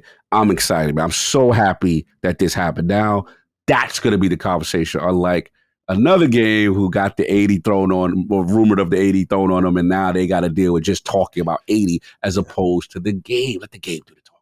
Yeah, I think this game will provide the story lens, be excellent. I think just by the gameplay alone, I was really into what they were doing, and it felt like it was scratching an itch I had, and I think many do have that other games have decided to not really accommodate. So I think this is just great news. Randy did try to frame it like it was always going to be that, he was like, yes, they did it. See, like, yeah, that was always going to be like, I was like, bro, stop. Like, you just, you can't like, you can't keep doing this, Randy. Stop. Just let your team cook, bro. Like, you're going to lose sales, man. In the terms of Borderlands 4 selling better than 3. Yeah, where you at? 3 sold really well. 3 had a lot of hype. Like, again, I've mentioned this anytime we talk about Borderlands, but I always do think of that preview event I went through. That had to be the most bougie shit. Like, yeah, bro, they filled a warehouse of us, a Ooh. literal warehouse of us all playing Borderlands 3, streaming it, recording content and gameplay. I played that game so many times before launch. I mean, the marketing for that had to be more than a development budget. Jesus. I don't know. I don't know if 4 is going to be on that level, but I will always remember 3. Like, they had the stage. Randy was out there doing a presentation and magic tricks. He's like, yeah, they're all going to play it now. I mean, fucking crazy. They were busing us out there. Like, it was crazy. So, damn. Yeah, like, I just distinctly remember that. And I'm like, I don't know, man. 3 had like a zeitgeist to it where it was like, that was the big one. Right. Like, to everyone, it's the third entry. It's the end of the trilogy. Oh, yeah. You have to account for brand damage. You have to. Mm-hmm. 3's storytelling decisions, not its gameplay, but its storytelling decisions, was like, I think, a little nick in the armor. Tiny Tina's Wonderlands, I think, lowers it to like, all right, we're T for teen now. What are we doing? Then the movie. Then Randy's outburst after the movie. And Randy being Randy in 2025. So I want to say 4 looks like the better game. It definitely looks like the Borderlands I want. More serious, more grounded, more mature, kind of like 1, a little bit like 2. But the gameplay looks excellent. I'm like, dude, I'm all over this. But I've been wrong about these things before where I'm like, yeah, this looks like it should be the better selling one, but $70 is still $70. True. I think given the brand strength of Borderlands that people do seem to underestimate, $70, it seems to have a pretty dominant foothold on September. I could see it selling as much as Borderlands 3. Okay. You know, especially if it's like, this is the Borderlands that you always wanted, right? As in, the series has been good in a lot of ways, right? Great when it first started, but it got away from it. If this is kind of the getting back to it moment, I think that'll be a really positive sign for Borderlands 4 and its sales. But since Randy said in a PAX East like convention, what was it? What's the word? Panel. That's what I was looking for. Yeah. What did he say about it? He said that the budget for Borderlands 4 is like double 3's. It's like 4 needs to sell more than 3. Okay. So let's hope. Yeah, I think he's got a chance. It looks good. We got to hope. We got to see how the execution is. But I'm pulling from it. I'm just so glad the noise is now over. We get back to the game. Oh, it's hopefully over, but we know Mr. Pitchford might have other plans. Randy, please. Yeah, because like, what did he post on his? He's still talking. Yeah, no, he posted something that was like, "You're gonna pay me anyway." Basically, hold on, I'll read it to you. You tell me. I want to get your vibe on this one here. Okay, hold on. He's posting like character profiles here. Gearbox software. Come on, Randy. Yeah, this guy tweets so much. Well, he's outside. A lot of previews went live for this game as well, so timed out pretty well. Come on, Randy. Why do you tweet so much? You got so many tweets that you got to so many. Okay, here we go. All right, what do you do? I am stoked that Borderlands 4 is $69.99 and not $80. I am so stoked we're not doing the paid early access stuff and move the date earlier to September 12th. I am stoked that we are planning a ton of awesome DLC. And I don't know. I know Borderlands does a lot of DLC, so I'm not trying to like really force the dunk on him. But he's like, yeah, I'm excited to like give you shit you're gonna pay more for. He's like, I'm gonna get 80 from you anyway. Yeah, because it's an interesting statement. Because on one hand, you're kind of clouding the industry for doing paid early stuff. Yeah. But in the same breath, then you're like, yo, we're gonna charge you for DLC later. So it's like, what would have been the ultimate purest statement is like, yo, we ain't even doing that. Charging, which we know they got. We know they can't do that. We know they can't do that, right? But it is weird to flex like you're pro gamer on one hand, but you're still doing something that's very, corporate and microtransactionally and DLC stuff on the other hand, which is hilarious to me. But yeah, I love him, but he great guy, but he's got to. Well, I should say I don't know him like that, but I would just say he's got to reel it in, bro, on the socials. I feel he does a little bit too much. A little bit? Just a little too much. See, like he's doing good shit now. Like he's just quote tweeting like, we went hands-on with the new Game Informer for Borderlands 4. Game Rant spent times with Borderlands 4. Like it's just, like, okay, cool. Moxie went hands-on with Borderlands 4. Like he's just doing that. Stick to that. Like I don't understand like, why. You're the CEO, bro. Just like making shit look good. We know the drill. Cool. We get it. Next up, Cog. Final Fantasy 16. You've done your part, but has everyone else? That is the question. So right now, this is a story in progress. First, it came from Alinea Analytics, who said that Final Fantasy 16 has sold roughly 22,000 copies on Xbox. And after all the crying and the whining and the depression of no Final Fantasy 16, it seemed like no one showed up. However, since then, it has been redacted and said that Final Fantasy 16 has sold more copies than 22,000 on Xbox, as it had landed in the top 11 paid games for Xbox the week it had released. So this tells us they did better in 22,000. How much better is a little bit of a different conversation here. But nonetheless, we had, out of all of our subjects today, obviously we're going to talk about Xbox Next Gen, but it was this card. Really? Wow. The most amount of write-ins by a landslide. It was a lot of, because you got to remember, the front half of the story was a lot of, yeah, you didn't buy. Yeah. It still kind of is a little bit of that energy because we don't have the hard number, and like top 11 is still like, people are buying it, but like how much is top 11? Like 100K maybe? I don't know. Anybody's guess. Yeah. However, let's read some write-ins here. The first comes from Austin. He says, I'm sure you guys have seen the reports of Final Fantasy performing poorly. However, I'm not sure how accurate these are. Seems a ton of people jumped the gun because as of the time of writing this, the game is in the top 25 most played paid games on the Xbox charts. The game doesn't seem to be setting the world on fire, but doesn't seem to be some gigantic flop on Xbox like it was being painted as earlier in the week. Everyone wants to point to the Xbox players don't actually buy games bit, but I'm going to blame Square Enix if this game ends up underperforming in their eyes. They haven't treated Xbox fans well for years, and then unceremoniously dumped one of the worst Final Fantasy games in recent years on them in the middle of June. Well, there's a ton of great games to play.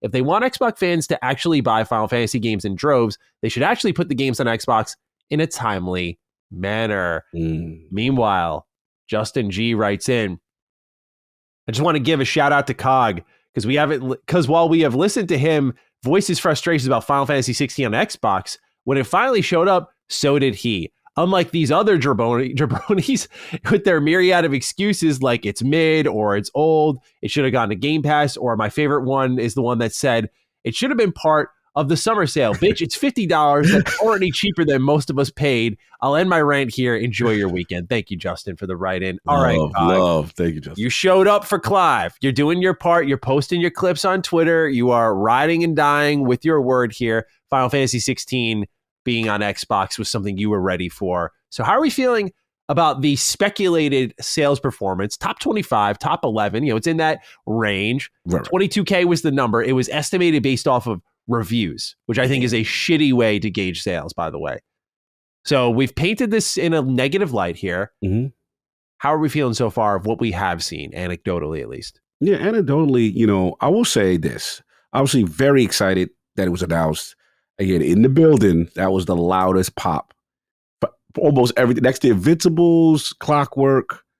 There were 3 games for the Xbox Showcase that I feel like Invincibles, Clockwork, and it was one more. I'm losing me right now. That I really had a large buzz.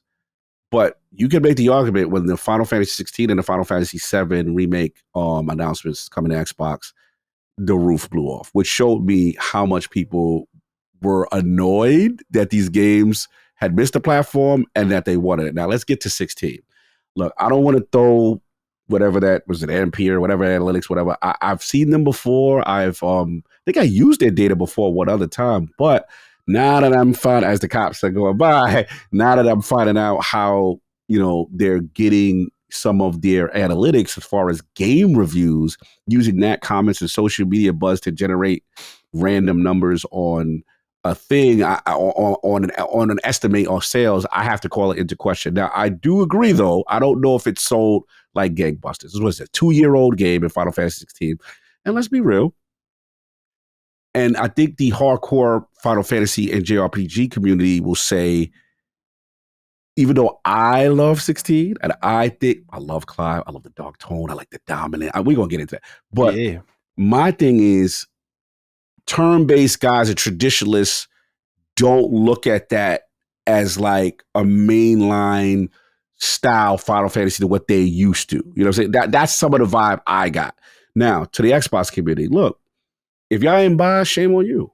shame on you because you should support like sorry, the game. it was just that was personal. Yeah, shame on you. Like if it's true, because I'm gonna wait on Shakana, I'm gonna wait on the real. But like if you didn't, then you frauded. You know what I'm saying? Because at the end of the day, all it showed me is that that you just playing a list war. Now, in defense of the community, I will say this though, and this is where I do agree with Austin. Whatever the numbers comes out is going to be, right? When we get there, we'll revisit this.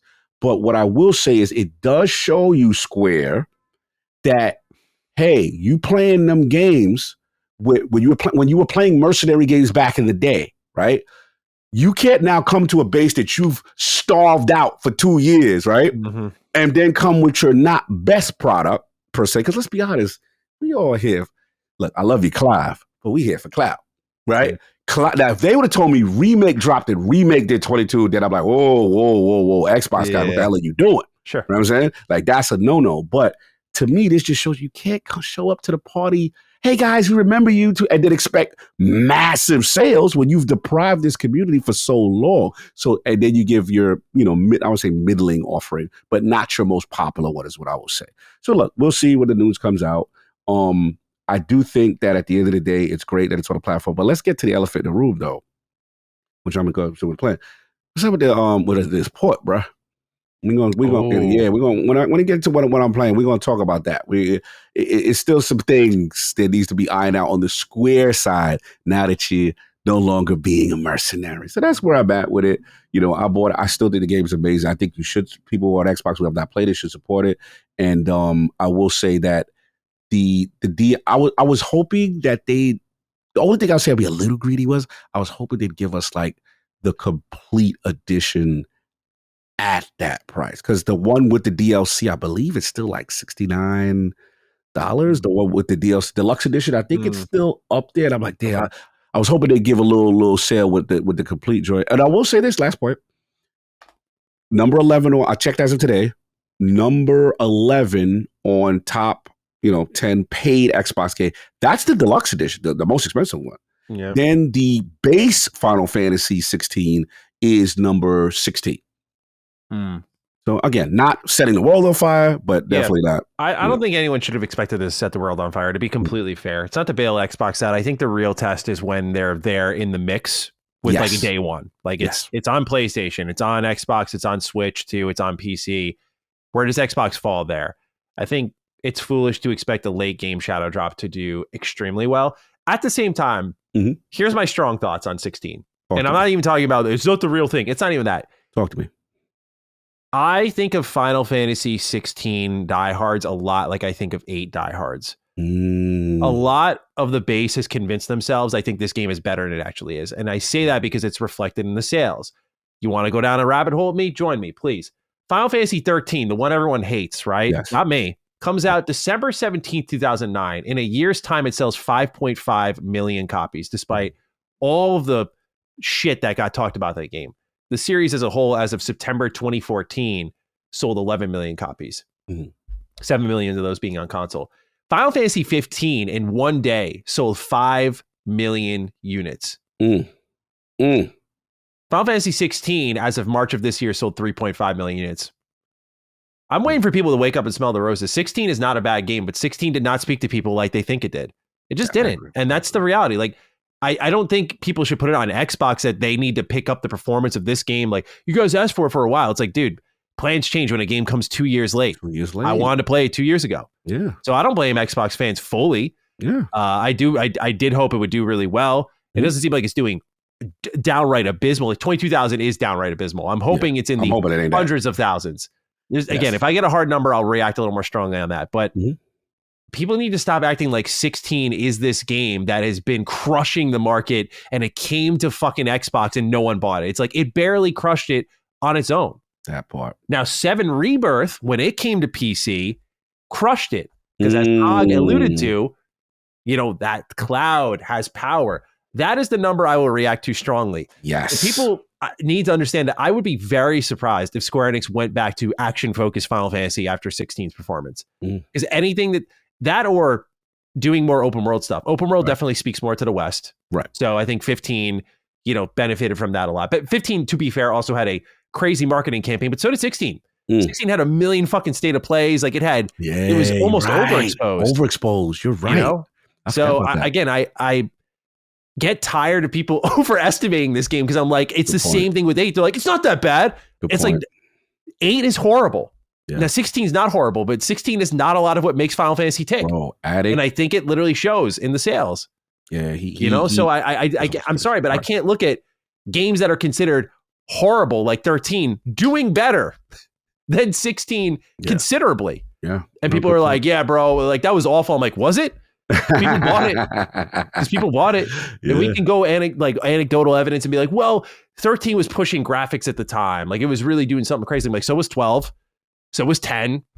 Like, stop. 16 is not that guy on the level I think people think it is. And that's the interesting part about the Final Fantasy fan base is I'm not saying in a disrespectful way, though people have likely already made up their minds on that. It's just that we all have our favorites. For example, 9 is my favorite.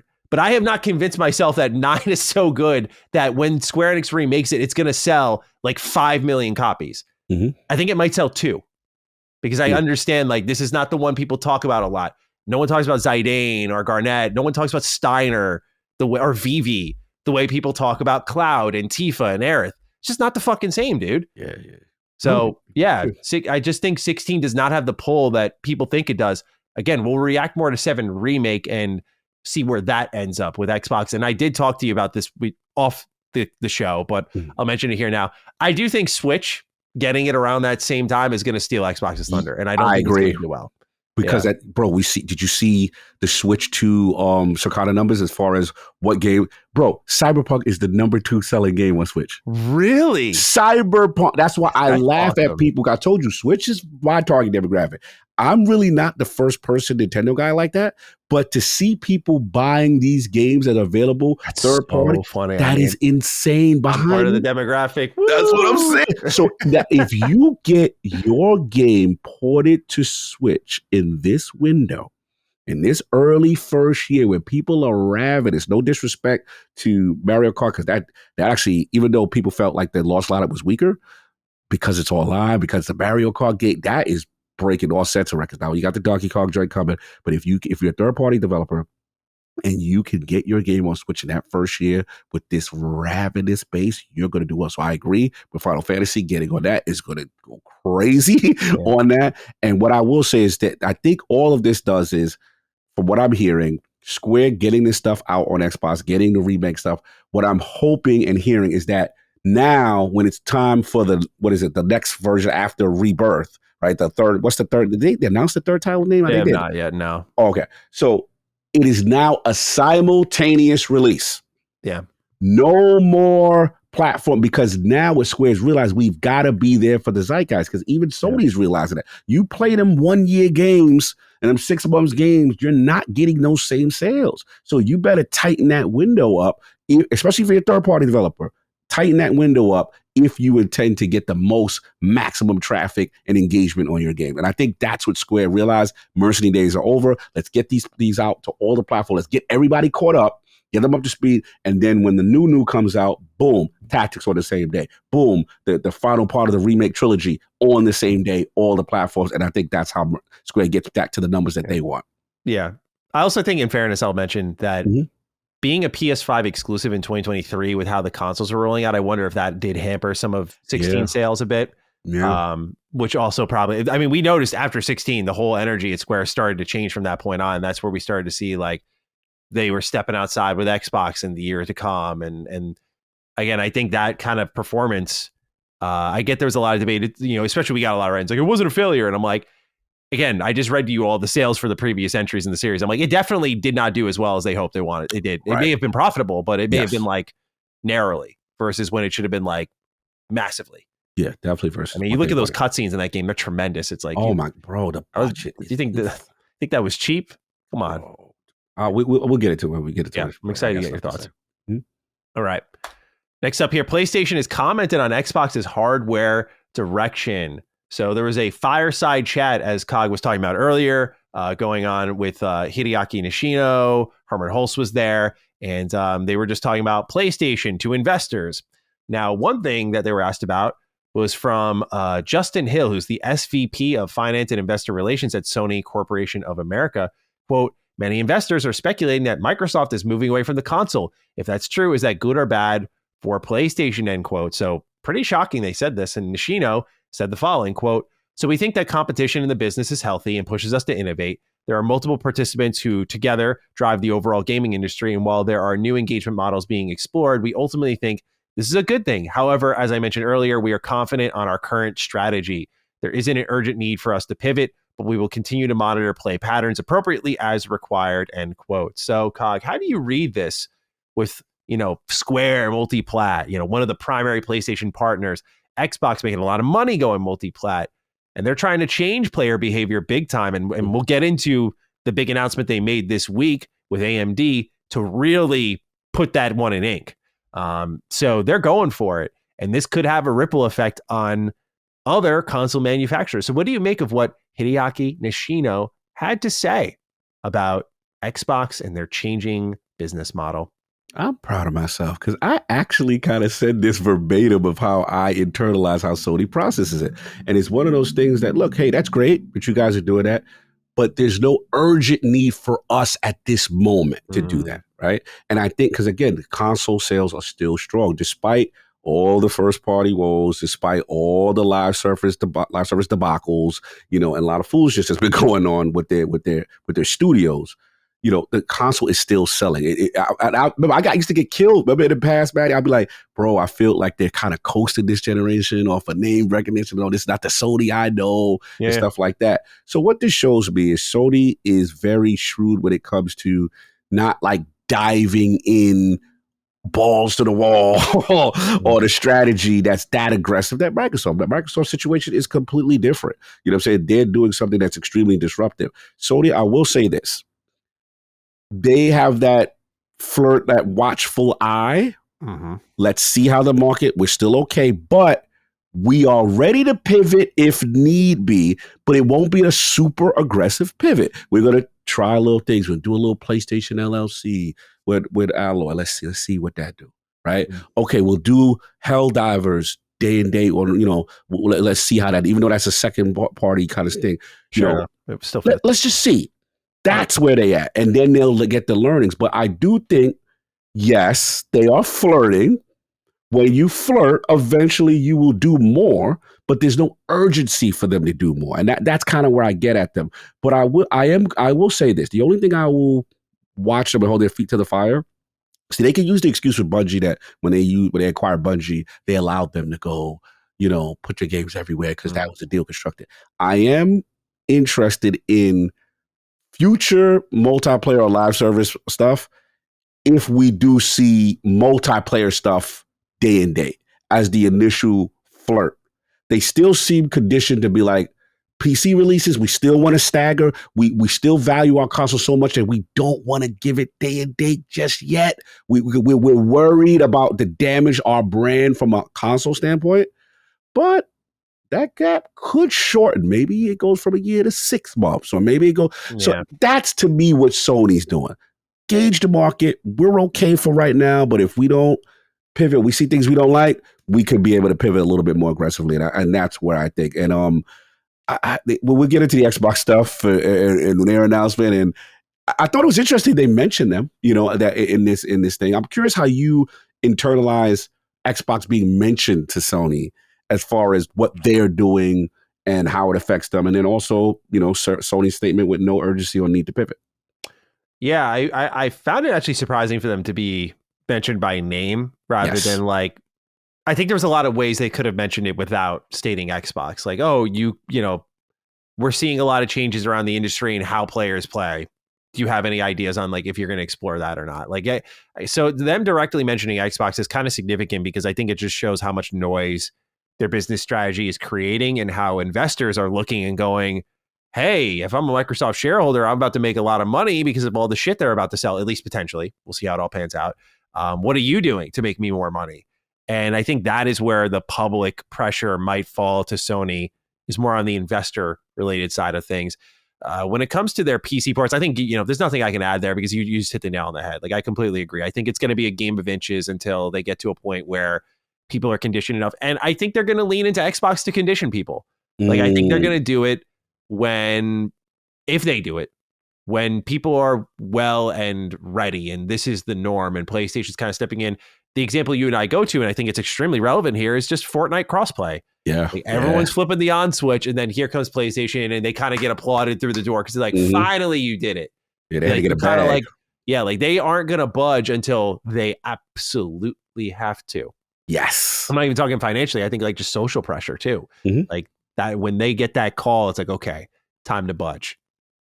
I will say, I thought what was interesting, their comments like towards Nintendo, like we're monitoring. I think they see that as a serious threat. Like Nintendo's amazing start is something they have to pay attention to. Also, we know they have aspirations in the portable space potentially. You know, how do they pivot? They're looking at the learnings of Nintendo. Listen, remember the talk. $8 games, Nintendo, what the F? $450 Nintendo drop. Remember, we watched the stream. Drop the price. What happened when that Switch dropped? Set a record. Exactly. The fastest in 4 days. The fastest console seller in history. Bro, so what that told me, the market conditions, all that vocal minority on Twitter meant nothing. Bro, you know how long I waited for my joint? I was out, the lines going into the parking lot outside for the Switch 2 at the GameStop that I went to go get it showed me, I'm like, bro, like this is insane. So yeah, they've got to be careful. I would say you're not scared in Nintendo in the sense of that you're in a high performance market, so to speak, and you're going to have ports that they're not going to get. I get it. But where I worry for Sony, this is the thing. You're in a world now where Switch first party sells. PlayStation is not in that pocket anymore, in my opinion, where they drop out. There's only a few, maybe Last of Us, maybe, right? There's a few games that when they come outside, all right, it stops the earth.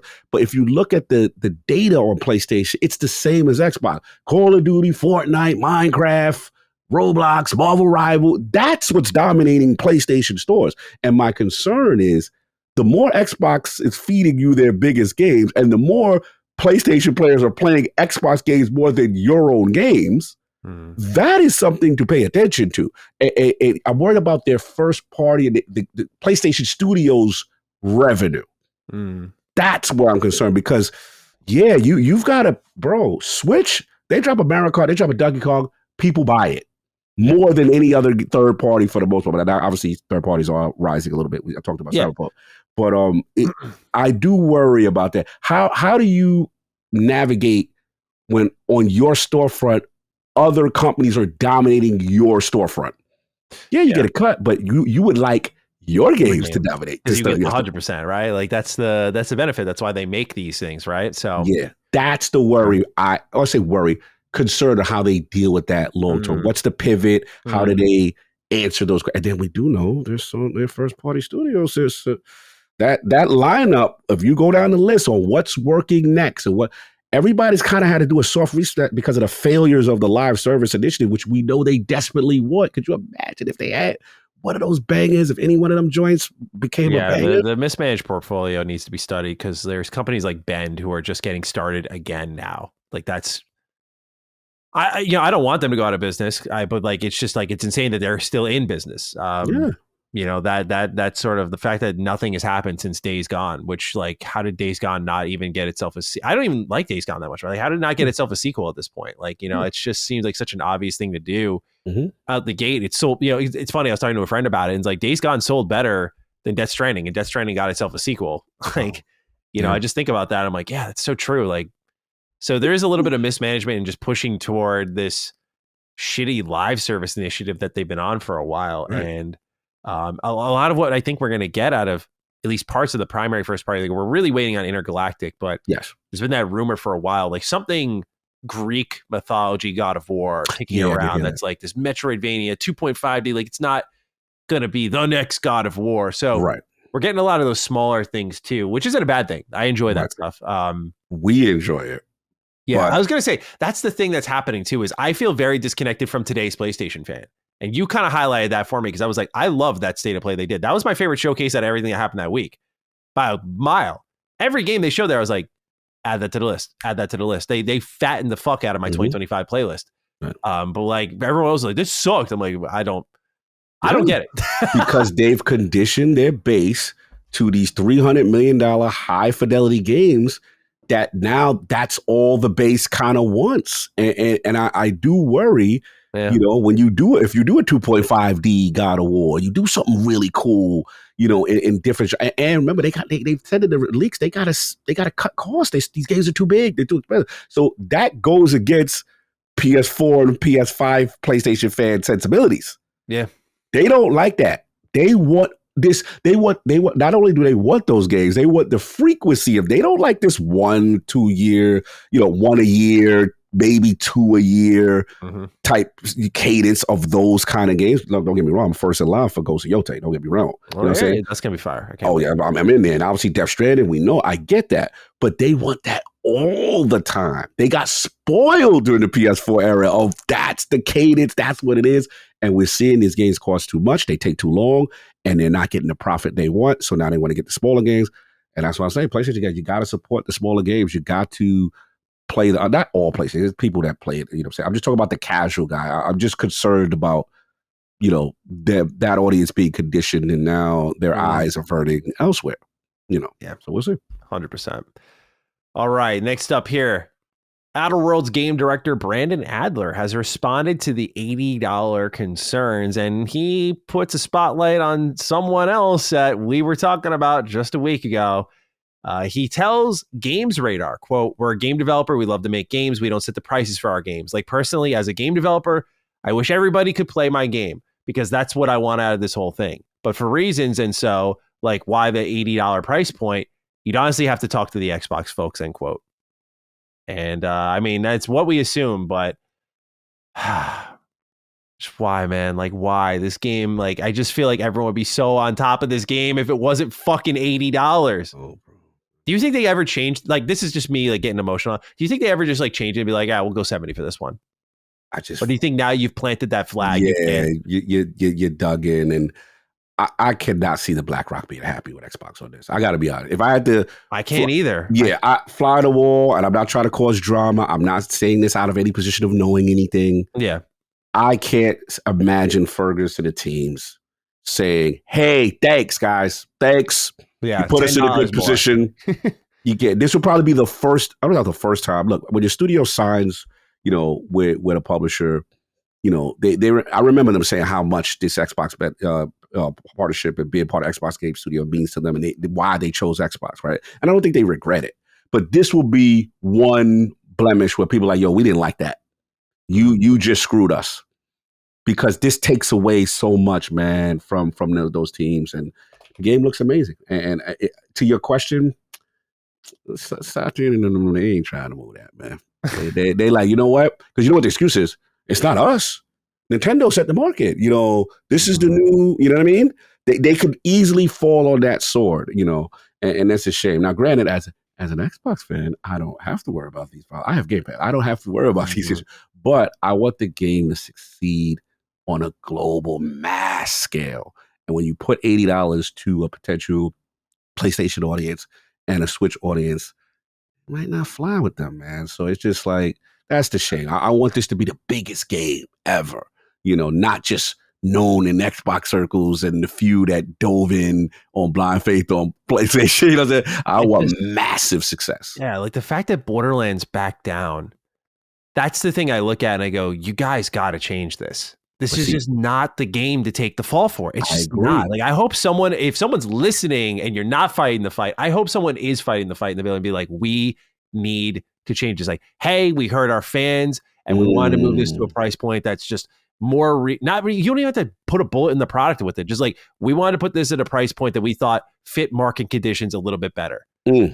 Like, there's a way to paint it like you did the right thing or you're doing the good guy thing without fucking Call of Duty or anything like that. I think if Borderlands 4, which, okay, let's go through the series sales for Borderlands 4 real quickly here. Borderlands series sales. All right. 93 million copies worldwide since 2009. That's fucking insane. That series chose not to do $80. And that's Take-Two, who will happily take your money and laugh in your face. Yeah. If they can show some level of restraint and go, okay, we're going to do 70 for Borderlands 4 because the game would, I'm assuming they're looking at like the game would likely succeed more in that area than at 80. Why are you putting the Outer Worlds 2 in this spot where it has to fight, by the way, a standalone war now? No one else is 80.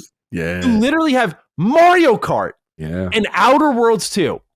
I'm not even saying it from the standpoint of like Obsidian can't deliver an $80 game. Of course. I think they have every possibility to, but no one's ready to hear that. We're not in the economic position to be considering that. And like we talked about last week, the volume of copies sold could, I think, easily make up the difference, especially now. Now it's goodwill hour. Let's win some goodwill. Like, okay, you want this? You got it. Because again, I remove $80 from the conversation and I look at what this game does and I look at the primary critiques that people had of the Outer Worlds 1 and I'm like, Outer Worlds 2 addresses every single one. If it is excellence, I will not be surprised. Yeah. You know, like it is addressing every single critique.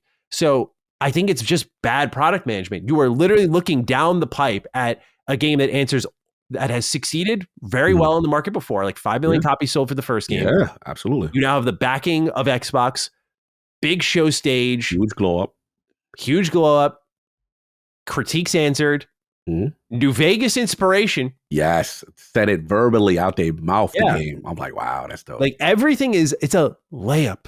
Yes. It's a fucking layup, bro. It's like, it makes me sad. I'm like, it is so obvious what you need to do with this one. Okay. As we said in our press statement, some games will be 80. This is the sum. This is the exception. Yeah. This is the one that you flip the switch off for 70. Yeah, I agree. I agree. 70 is still a jump for this game. They dropped the gun. Especially from where it started. This is where the corporate greed jumped in. They jumped the gun. As soon as Nintendo opened the floodgates, they're like, yes, we can do it now. Yeah, bro. So Fags out. Let's go. Yeah, and unfortunately, Maddie, I'm looking at GameStop right now. Little Birdie told me, whenever you see pre-orders, it is what it is. It's locked in. And I can pre-order Outer Worlds 2 right now. I'm looking at it. PlayStation 5 edition GameStop, $79.99, release date October 29th. Generally, there's rare exceptions. But if you have a pre-order availability, not only are you coming out, B, you're locked in. So we're not going to get the alley-oop. We're not going to get, again, when I say we, I'm fine. I'm playing on Xbox. I'm getting on Game Pass. I'm good selfishly. But for a person who cares about the mass critical success of this game, it's unfortunate because I'm worried now that PS5 guys go, it's a lot, bro. And I think what saves it, if to the earlier write-in, now if we start getting that 90 Metacritic energy close to release, that changes the conversation. People go, okay. That's what it comes down to. Yeah. If you're going to charge as much, you have to be best in class. Like you have to be the top of your genre. Right. And I think it's possible. Like it's Obsidian. So I believe they can do it, but it's just like such an uphill fight. Totally. And last point I'll say is that in reference to, because I was angry, like, damn, COD should have been the first one, right? Everyone should like COD. I didn't know COD still is past gen. COD, the new COD. Do you think COD's going to be 70? Yeah, bro, I got this strong feeling that COD might, pull it off. We'll see. Now, granted, most likely, that would be wild. That would be wild. Now, what could happen, though, this is what I think Next gen version is 80. Next gen version is 80. Yeah, next gen's 80. Past gen 7. They'll pull like an NBA 2K. Remember when they first did the $70 price point? Remember they was like, hey, guys, you want the next gen upgrade? Just these guys are 70. That's what they'll do. But it's a shame that Outer World has to wear the cross for this. You know what I'm saying? Yeah. Bro, I was hoping. Yeah. Because other games will benefit from it down the stretch, but it's not Obsidian's burden to bear. Yeah. Again, I laid it out last week. I was like, dude, this team's releasing 3 games for you this year. That's 3 more than most of your fucking first party that you've purchased since like 2018. Like respect them. Respect, bro. It's not even close. I put out a tweet. I was just like, it's not even close as far as efficiency, work rate, productivity as a studio, how well they're run. Yeah, bro. Like, it's not even a question that they're one of the most efficient. I think I would say, hey, I'm gonna comment where's your government. I think they've surpassed us. I think that title previously was Insomniac. I think they've surpassed Insomniac now. Again, I think it's fair to say. 5 games in 5 years? Come on. That's crazy. Grounded 2 on the humble? Like out of nowhere, bro. Like what? And remember, with Grounded, They were one of the first to have all the Grounded Wood is on every platform. Yeah. Switch included. Yeah. So their multi-platform capabilities, they get big. This is a well-oiled studio. Ferguson, them guys. Mm-hmm. We don't even know what Josh Sawyer doing. Think about, we don't even know what Josh we had in the realm of the Dukes. Like, they are cooking with fish grease. I don't want to hear any Obsidian. You can say, hey, I didn't like Avowed, cool. You could, but it wasn't a whack game. You can't say like, it's the worst game ever. It's bad.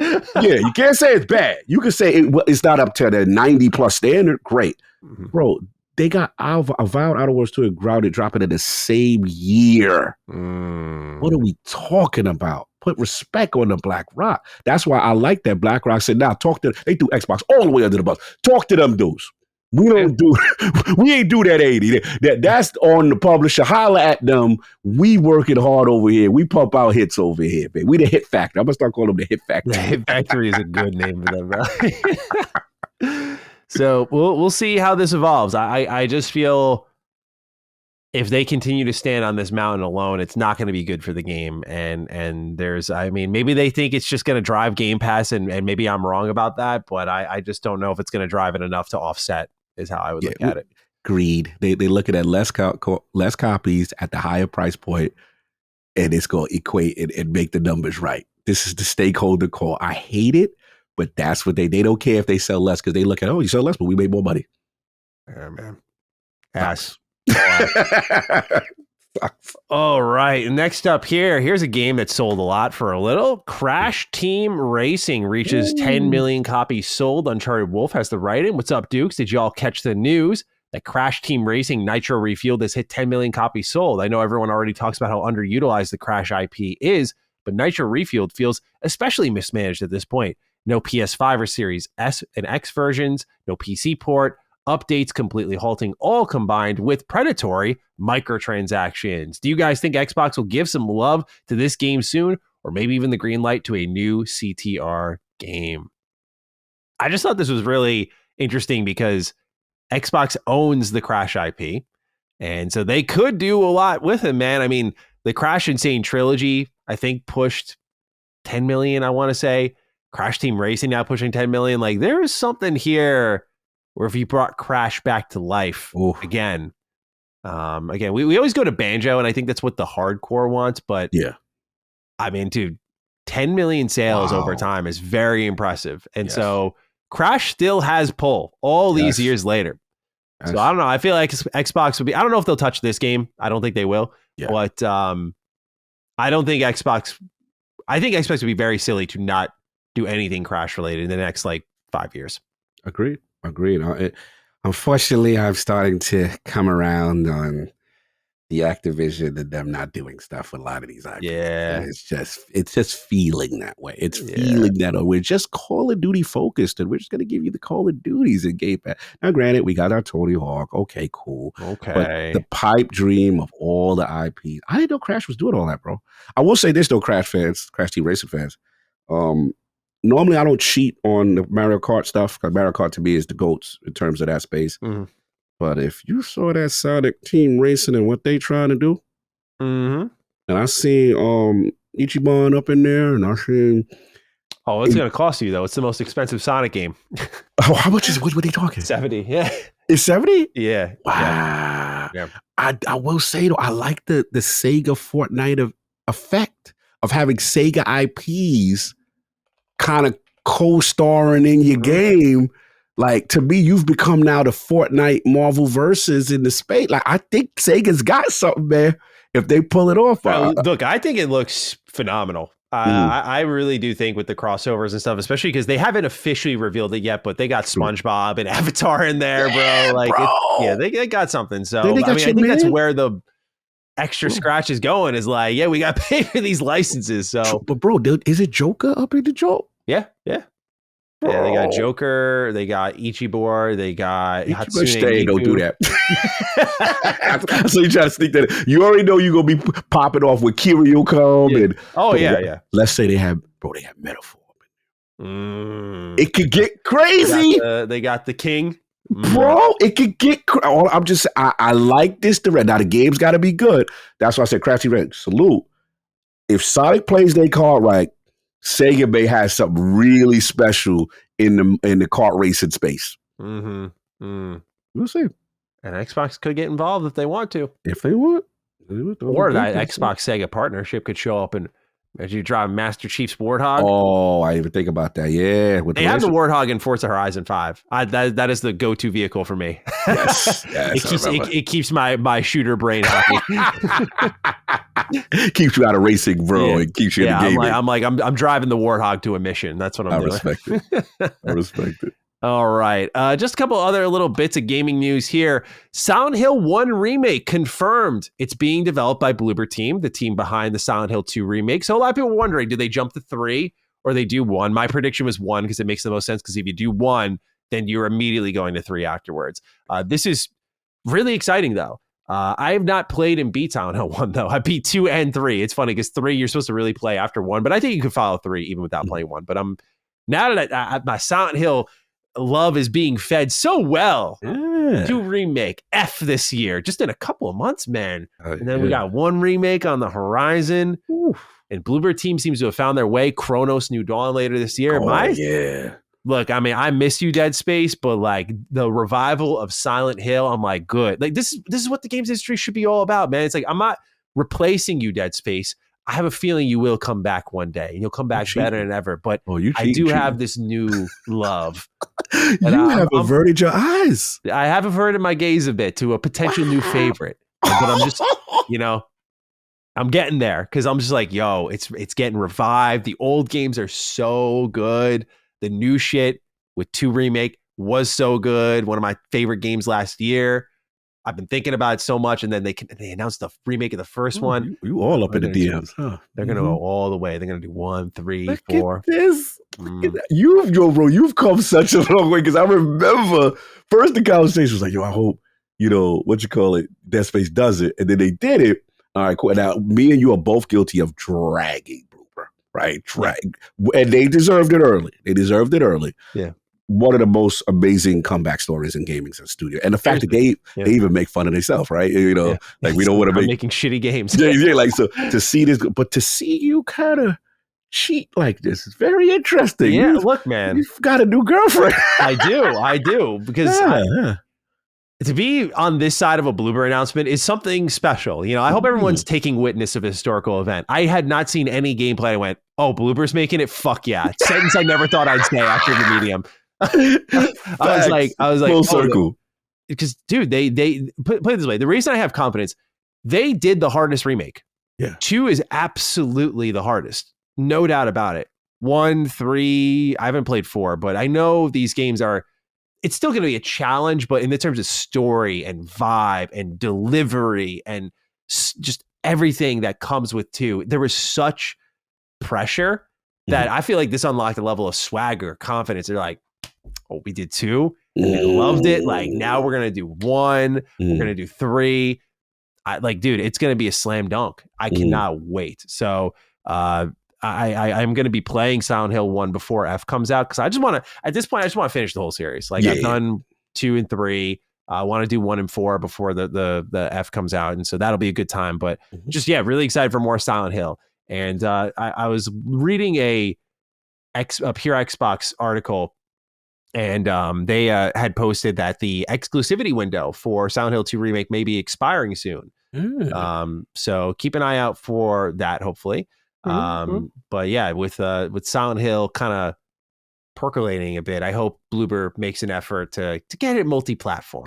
Join the company of the 22,000 for Final Fantasy 16, Yeah. No, I agree. And I think that's probably going to happen. And I'm seeing that trend happen. I had a good conversation with Gene Park about stuff like that. He even mentioned, with Stellar Blade and what the next game he anticipate. I think that's going to be multiple. I was like, really? Even with the relationship, you're starting to see that trend, man. You're starting to see developers say, hey, we want that zeitgeist back. We want that multi-platform. Stellar Blade did have it too. So that's why I was a little surprised. I'd be very surprised by that. Yeah.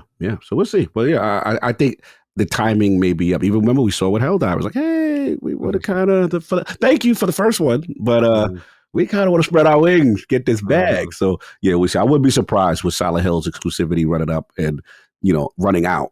Maybe the timing of the next announcement, and you get the multi-plat for the next one. So we'll see. Yeah.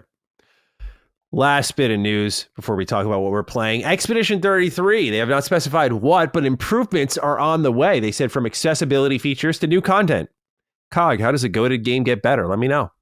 I've been nice, Expedition 33, because you're still my game of the year. But I have a vicious end game bug.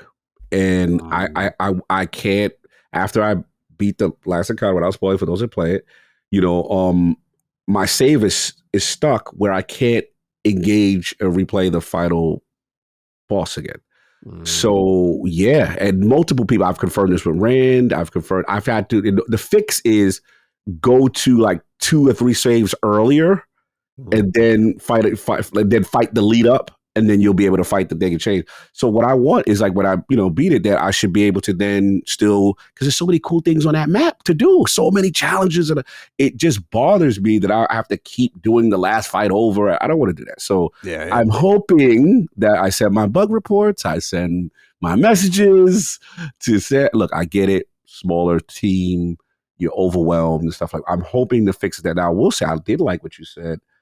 Accessibility features, hopefully for smaller screens, handheld devices, because this is on the ROG Ally. It's on Game Pass native. You can play Expedition 33 on portable. I would like font increases, please, and stuff with timing windows a little bit better. But what new content they talking about? That's what I want to know. We did a spoiler cast and review discussion for Expedition, like a part 2. So you guys did you were the first Expedition. We were the second. And one thing we talked a lot about was the map, the navigation in the game. I feel like that is the core pain point of that game. Yeah. I feel like that would be one thing I'd change. I think this is too in the guts of the game, but I don't like the attribute system as much as I get away from Expedition 33. I'm like, it's not until it's useful. It's useful. Just it's at the end game. It's useful when you're scaling throughout the game. I'm like, you can throw these points anywhere. Kind of doesn't matter. But I think it comes down to the map. I think that will be map and navigation, because I theorized to Brad and Colin, I'm curious if you agree. What you say? I said that a lot of Expedition 33 remind me of Final Fantasy 13, which is quite vindicating, by the way, because everyone, again, always insists that game's bad because, it's hallways, bro. Man, I don't know. Expedition 33 is a whole lot of fucking hallways, a whole lot of, pretty skies and amazing things to your left and right, but you ain't touching any of those, just like in Final Fantasy 13. And I said to Colin and Brad that I think the reason they didn't do the map was, number one, time, money, resources, that sort of thing. You could lean a little bit into we're the old school Final Fantasy, like, right. Meander a bit, figure your way around.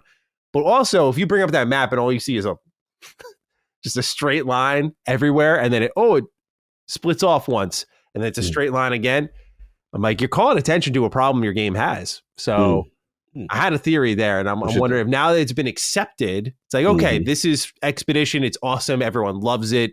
Game of the year, yada, yada, yada. Now you could put in your map, and it's not like really a detraction for what your game's doing exploration-wise. Just a thought.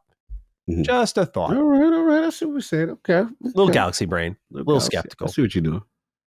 All right, Cog. Time to talk about what games we are playing. Let's see what you got. Yeah. All right, let's start with the first one. Let's start with the opposite of the room, which is Final Fantasy 16. And this is a game that, again, you got most of you guys know in the Realm of the Dukes know the history. I got pretty much halfway, and then I heard rumblings. It's coming. It's going to come. All right. Cool. I'll wait. 2 years later, damn, that was a wait. So, I got that Final Fantasy just sitting there, that save on my PlayStation, but I really wanted to play on an Xbox. So now that it's here, and I started off. All right, let's start first off about this port. Square, you got to come to the front of the congregation. So the graphics point, bro, it was just hitching. It didn't feel right, bro. I was like, what's going on with the graphic, the fidelity setting on it?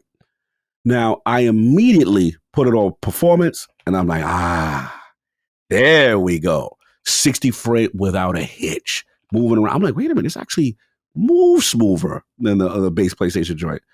Then I did notice resolution. Didn't seem sharp. Didn't see a little muted, see a little dry. My Tekken fans, you'll remember this. It reminds me of the Tekken 7 port on Xbox. It just, that resolution, and then I looked at the digital foundry. Oh, you're 720p. Wow. Really? So Square, you got to come to the front of the congregation. You made us wait this long, and this is not optimized the way it should be, especially on a performance mode, and you got to clear that up. So other than that, I'm having a good time. Okay. So here's the thing.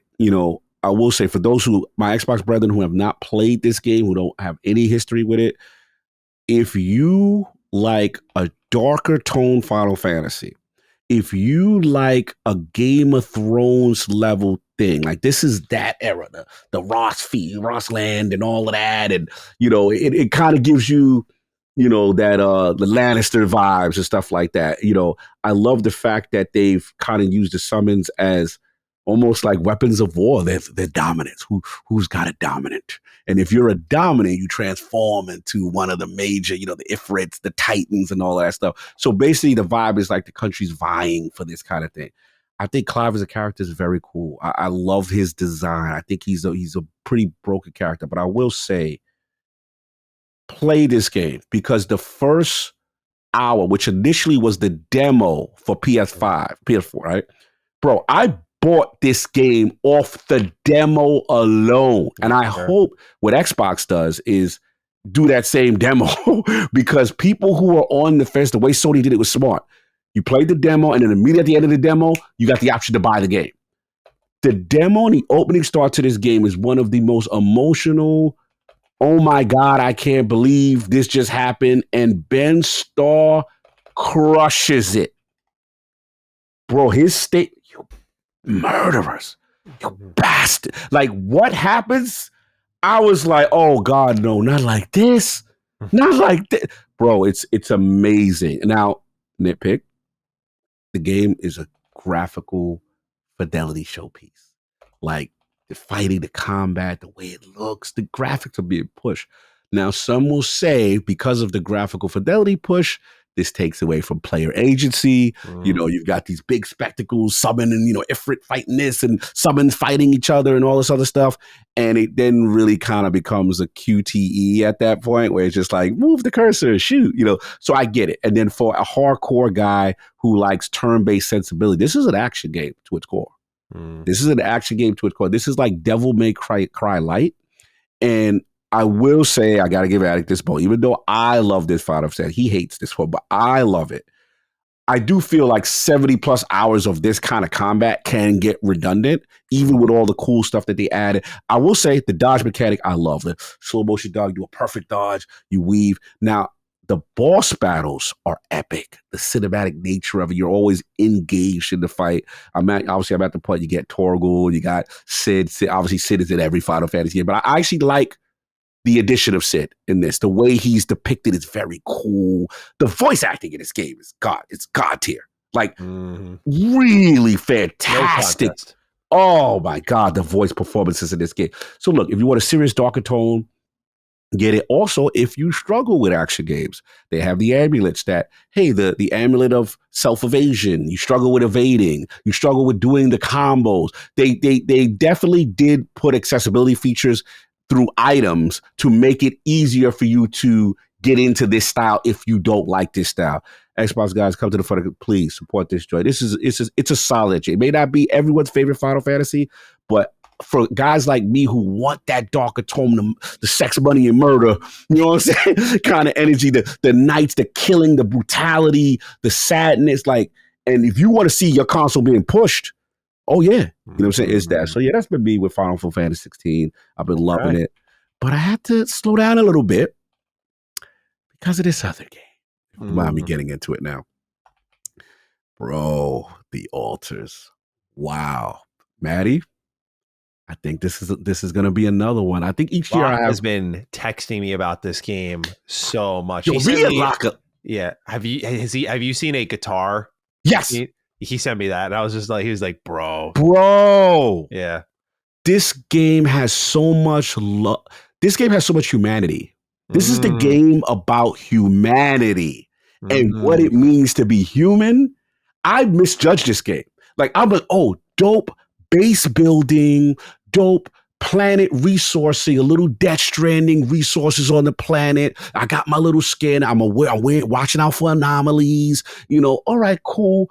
And graphically, that looks amazing. The exploration of the game, and then I love setting up pylons and base and running resources back to my main base. That looks like a damn unicycle. I love the customization. First of all, shout out to this team.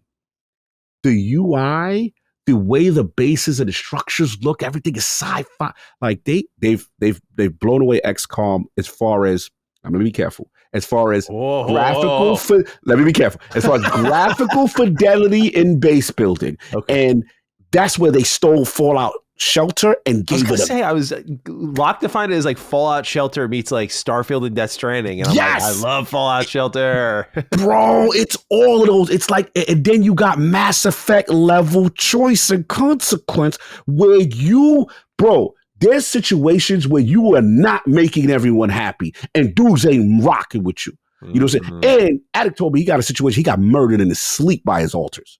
Like, you can piss them the hell off. So basically the premise, for those who don't know what the hell this game is about, you are John Dolsky, you sign up for this mission to go to this scientific research thing. They send you into space, you crash land, it goes wrong, you crash land on the planet, all the escape pods from your crew, everyone is dead except you. You are now trying to piece it together. You go to the inside the ship. You try to radio back to the base, to the corporation. They're like, bro, you're not going to survive. Basically, you're trying to outrun the sun.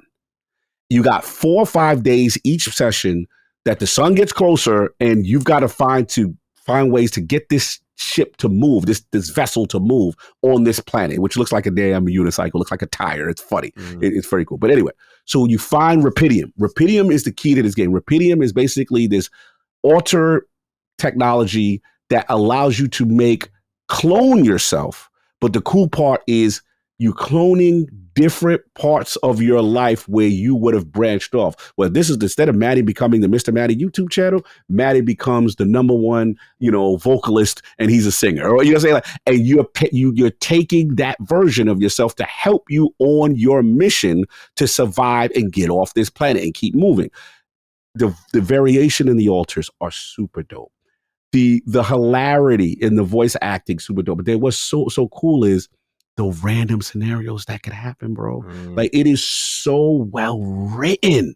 That's the thing that surprised. The writing team, just on your life story alone, and I sat in the quantum computer and read the story of Jan Dolsky's life at each, like, basically it's like, say, 10-year age or 5-year age intervals. At 22, your mom got sick. You decide to, do you stay home, and take care of mom, or another branching is you go off to, and you can't, or you go away from your abusive father and stuff like that. So one alter was the alter that said, hey, my dad is beating on mom. I stood up to him.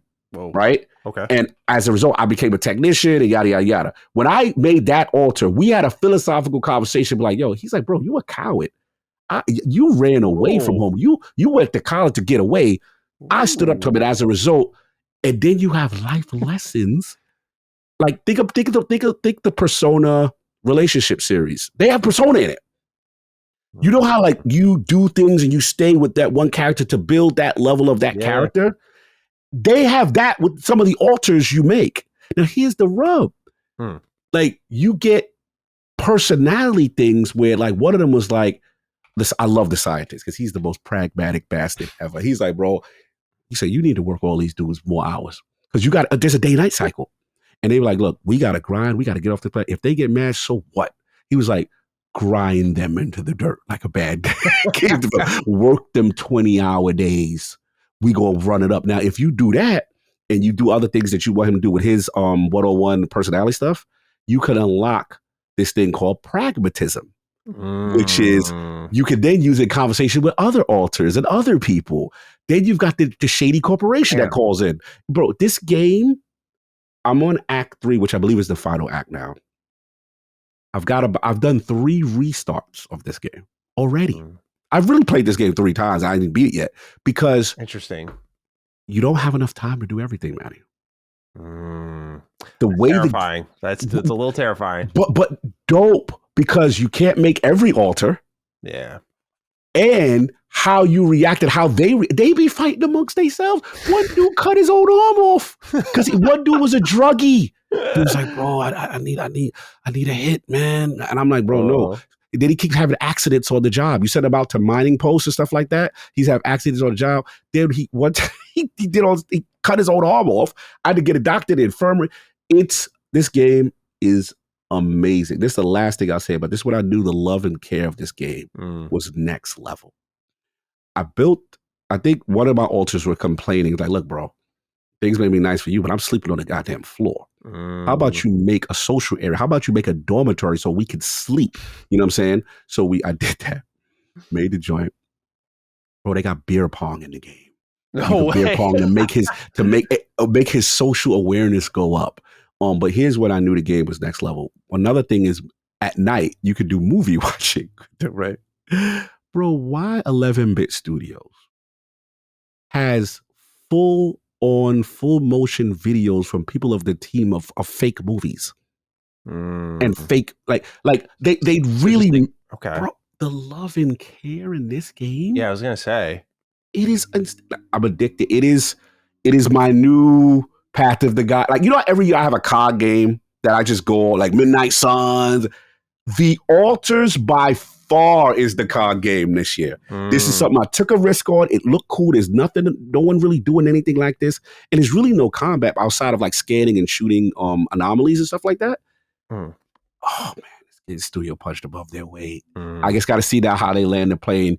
Is it going to be in that 90 range for me, or do they get a little weird and they don't land the plane narratively? Because I want to see how they finish. I'm so close, but I'm having such a good run right now that I'm using, and because I basically played it on PC and I started over on Xbox now, and because it's a play anywhere title. So now I don't have to worry about with the Steam, because I you know me, I like Steam, but I don't like playing Steam games on my PC, especially games I'm addicted to for hours. I want to be in the couch, I want to be in the living room. So the fact that it's play anywhere, I say, you know what, I'll start over. That's how much I love this game. I start this game over like 3 separate times, and I cannot stop playing. It's dominated my life.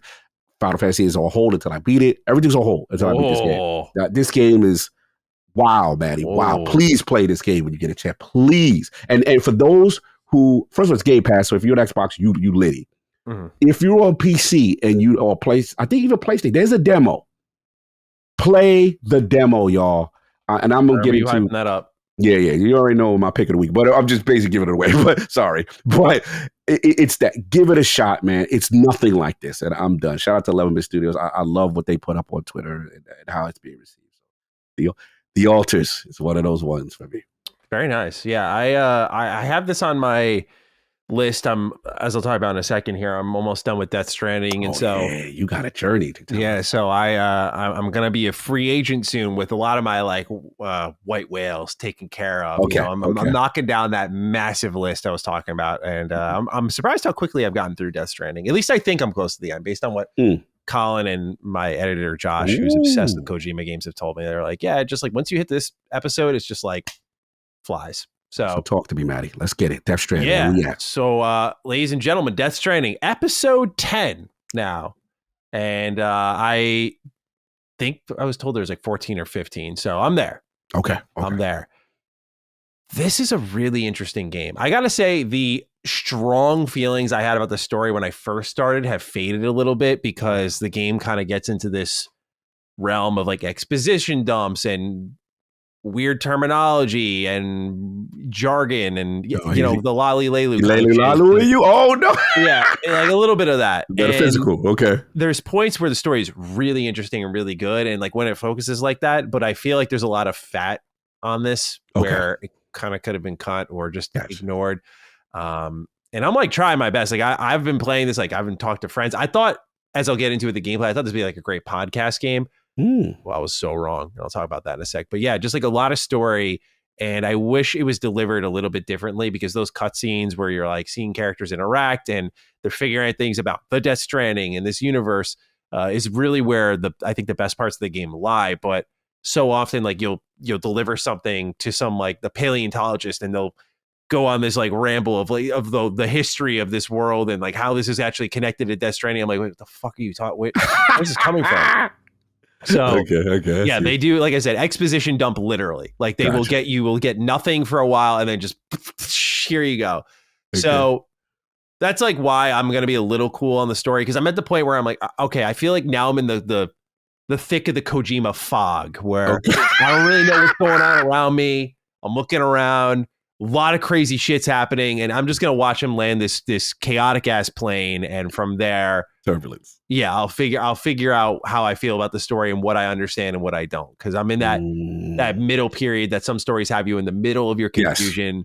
And we'll see if he ties the knot and it's like, gotcha. I got it now or not.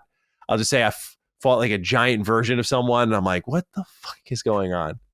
What about, let me ask you real quick, what about core gameplay? Has that improved the bike and kind of combat stealth? And yeah, that's what I was going to get into. So, sorry, continue. Because one thing that really surprised me when I picked it up, I was like, okay, I'm sure I can like listen to podcasts or stuff while I'm playing this game, or I watched my Oilers lose the Stanley Cup trying to play, dude. I'm in for you, bro. Dude, I just like it. It's one thing to lose, but to lose that badly and to lose twice in a row to the same fucking team. No. So I was in my feels watching this all unfold. Sure. That's how I feel but this game, on the outside, I remember when it was like first announced, I'm watching the trailers. I just, no gameplay, bro. No gameplay. There's no gameplay. This is actually one of the most gameplay rich games I've played. Because I kind of judge it a little bit based on, can I take my hand off the controller? Can I like sneak a little chip or something like that? Can I sneak a little drink? This game has you constantly like shifting your weight, moving, climbing, looking around, placing stuff down. There's always like a meter you're watching. You can't get lazy with this game. And even though the gameplay is like walking and moving things, I'm always looking around my environment. Is that going to bump? Am I going to fall too high? What's going on down there? It's hilarious because it is very simple, but it is impressive in how effective the gameplay formula is and how layered it is. Like, oh, I'm going into snowy mountains. I want the all-terrain skeleton on because that allows me to climb up mountains without using my endurance. And if I'm on a long haul, I'm going to need my endurance. I'm going to refill my canteen. So I'm going to sleep real quick. My trike won't help me here, but what will help me is if I take a PCC with me and I reconnect the chiral network, and on the edge of that, I put it down and I build in it a generator and I recharge there, and then I finish the rest of my journey. Or I use someone's online cargo catapult and fucking shoot my cargo over the mountain to where my destination is, and then I hoof it there myself and I don't have to worry about the rest. There's dynamic elements to it. The mules and the terrorists just harass the shit out of me. I'm so bad at stopping them. But these people, so the mules are hilarious because they literally are cargo fiends. Like they're like the people who like snipe your shit from your porch, right? They're like, oh, Amazon package? Amazon. Oh. Yeah. So when you get scanned by them, they basically, the way the world describes it is they scan and they see your cargo tag and they run after you to try and stop you so they can steal your packages. The terrorists, however, are just like, we want to kill you. Like, we don't like you. Yeah. And so, yeah, like and so as I'm like traveling this world, there's always something happening. There was one point where I was in a snowy mountain and these like rocks were falling down. I felt like an avalanche was about to start. And I was literally looking around, like, what the hell's going on here? So yeah, the gameplay has been pretty good. Like, I've enjoyed it. The boss fights suck, especially for Kojima standards. I was really disappointed with those. Like, they've just been not good at all, frankly. And so overall, I like the game, mostly for its gameplay. Its story can resonate with me. And I think the best thing I can say about it is its thematic overtones. It's about connecting with one another. It's about the internet a bit. It's about AI and intelligence and that sort of stuff. And what's always been impressive about Kojima's storytelling is he tells these stories that seem a little bit evergreen. And there's certain parts of them that age really well. Yeah. And as I was talking about with Colin, I think we actually mentioned this as well on our Expedition 33 spoiler cast, but Death Stranding does feel like a game that came out like this year. Like, it feels that kind of relevant. Okay. You know, there's a lot of places it can improve, but in terms of its story and what it's trying to say and synchronizing it for like an audience at that time, it feels very forward thinking, where I'm like, dude, I'm 4 years late to this thing. I forgot when it exactly came out, but I'm really late to this thing. Yeah. And it feels really relevant. There's also nothing quite like it, which is one of its kind of key pulls. Yeah. But yeah, I've been having a good time with it, and I'm excited to, I think I'm going to try to finish it tonight. We'll see. That's dope. You know, but at least tonight or tomorrow. I want to finish it before I go on my vacation, because I'd love to have that banged out. Apparently I'm close, but Okay. you know, like I said, I my favorite character is Hartman. Yeah. I think he's hilarious. Yes. He's always like looking at the screen, giving the thumbs up, Thumbs up. what he Yeah, likes. yeah, So he's hilarious. But yeah, this is a story about life and death and just a very weird, perplexing world. You know, like there's some parts of it that I just kind of marvel at and go, okay, I don't love this, but this is just weird that you thought of this. Like, yes. One of the stealth elements with the BTs is you get a pair of handcuffs that are called cord cutters. Okay. And the cord cutters cut the umbilical cords of the BTs and free them to the beach. Now, what I just said, if you've never played it, you're like, wild. You're like, what are you talking about, dude? So yeah, the BT sections are all right. Again, really good at first, but what I kind of noticed is I feel like the game runs a bit out of tricks early. So I have high aspirations for Death Stranding 2, which has the systems built, knows what it wants to be. But really by, I think, like episode 5 or 6, they've kind of run out of ideas. Episode 5 pissed me off the most because you go around this mountain. I think it's Mountain Knot City. You go around to Mountain Knot City. You talk to someone. They're like, I ain't working with you. So you have to go all the way back, pick someone up. And then you can't just, the fast travel's in the game. Okay. But if you fast travel, you leave your cargo behind, which makes sense. The whole point of the game is going from point A to point B. Right. Okay. So now I pick this person up and I got to go all the way back again. I'm like, you're wasting my fucking time, dude. So again, there's some growing pains in this. I respect how different it is. I wish Sam talked a little bit more. I know Kojima said that he wanted Sam to talk less so the player can imprint themselves on Sam. But since Sam is such a key part of the game and the story and what's happening around you, I think that was a bad choice. It just doesn't seem consistent. Okay. But overall, enjoying Death Stranding. I think it's pretty good. Nice. So it doesn't seem like I love it as much as others, but I haven't finished it yet. So maybe when I finish it. Yeah, because see if it connects, you see if it lands the plane, and then apparently people really like the message that, again, at the end that's being conveyed. Just to interrupt real quick, I do, it's what you're describing it, and then I'm thinking about Altus, and I'm not, Altus is clearly inspired by the outside, the way Yondoski moves outside on the world. Obviously, he doesn't have packages like Kojima, I mean, like, what you call it, like Sam, but the setting up, like, these resource things, getting minerals, and then reconnected to the base, and then teleporting, stuff like that. I could see 11-bit having some influences from Death Stranding based on how you're describing it. Minus, obviously, there's no comment. You said there's the terrorists and the mules. We ain't got that. The worst in all this is like, okay, they're very strange anomaly, like things, and you get to scatter and you get to shoot. And I will say it's very, what they get from Death Stranding is very atmospheric when you're outside the world. It's just you by yourself. I could tell they were inspired by Death Stranding on some level. And understandably so, because one of the best things about that game is how it looks.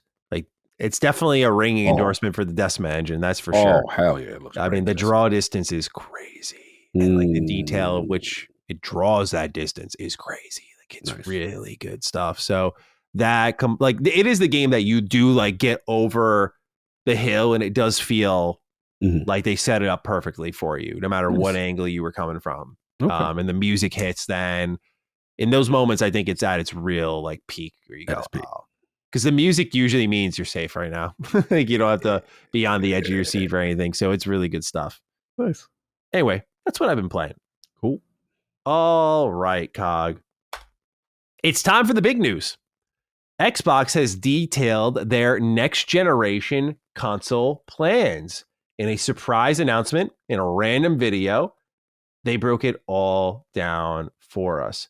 We learned about a long-term AMD partnership. This doesn't come as too much of a surprise, given that Xbox has worked with AMD pretty extensively before. They confirmed consoles and in your hands as well, suggesting that there will be handhelds for the next generation. They said not locked to a single store. So that seems to indicate they're going in the direction Phil has teased before. If that means Steam or not, we shall see. But overall, they also did confirm your games would go anywhere. That back compat is being recommitted to. And obviously, as I've said before, and you've said before, this likely goes down to Xbox really focusing on making sure your library comes with you. This isn't like reactivating 360 and OG Xbox games. Although I do think with AI and sort of how they're trying to do emulation and whatnot, I think there's a world where Xbox might try to get like every Xbox game playable everywhere. I think that would be a tremendous achievement and really exciting. Yeah, please, Lord. But those are kind of the meat and potatoes of the announcement. It was a short 1-minute video committing to a lot of things, not a lot of, there were actionable statements, but there was no like actual, like, here's how we're doing it. It was just like, this is what we're doing. This is what we're doing. A lot of sighs of relief that kind of caught me off guard, as we discussed briefly, but also a lot of people excited, which was cool to see. So Cog, we can take this any way we want. Yeah. We have a writing here from Jug Chungus Jones III, and then I'll kick it to you. Yeah. He says, hey there, Dukes. Big announcement today of the future of Xbox hardware. I got to ask, why is everyone on social media making this sound like it's going to change the game? I understand the excitement of potentially having hardware that is a one-stop shop for all your games, but I think we should take a moment and wait to see what they'll do. I would love to see a new console from Xbox that will shake up the console generation, but they got to make it worth the time and investment for new and existing players in their ecosystem. I look forward to hearing y'all's thoughts. Cog, how we feeling? Yeah, this was surprising because on two levels. One, we know this is a big announcement, so to speak, and you're surprised that it's not actually at the showcase, right? This was something, the timing of it, like, okay, they're doing this now. Why now? Why are they getting in front of this now? And I think the first thing I got out of it, obviously the AMD partnership. And I think, like I said, me and you talked offline, a lot of this comes down to their, in my opinion, reading the room. And I think a narrative was building, and I'm guilty of some of this too, which is like, look, this is a company that consistently over the past 2 years has been pivoting and changing and walking back things. Oh, we believe in exclusives. Oh, business update. Oh, you know what I mean? Like there's been a lot of walkbacks, which has been uncharacteristic in a post ABK era.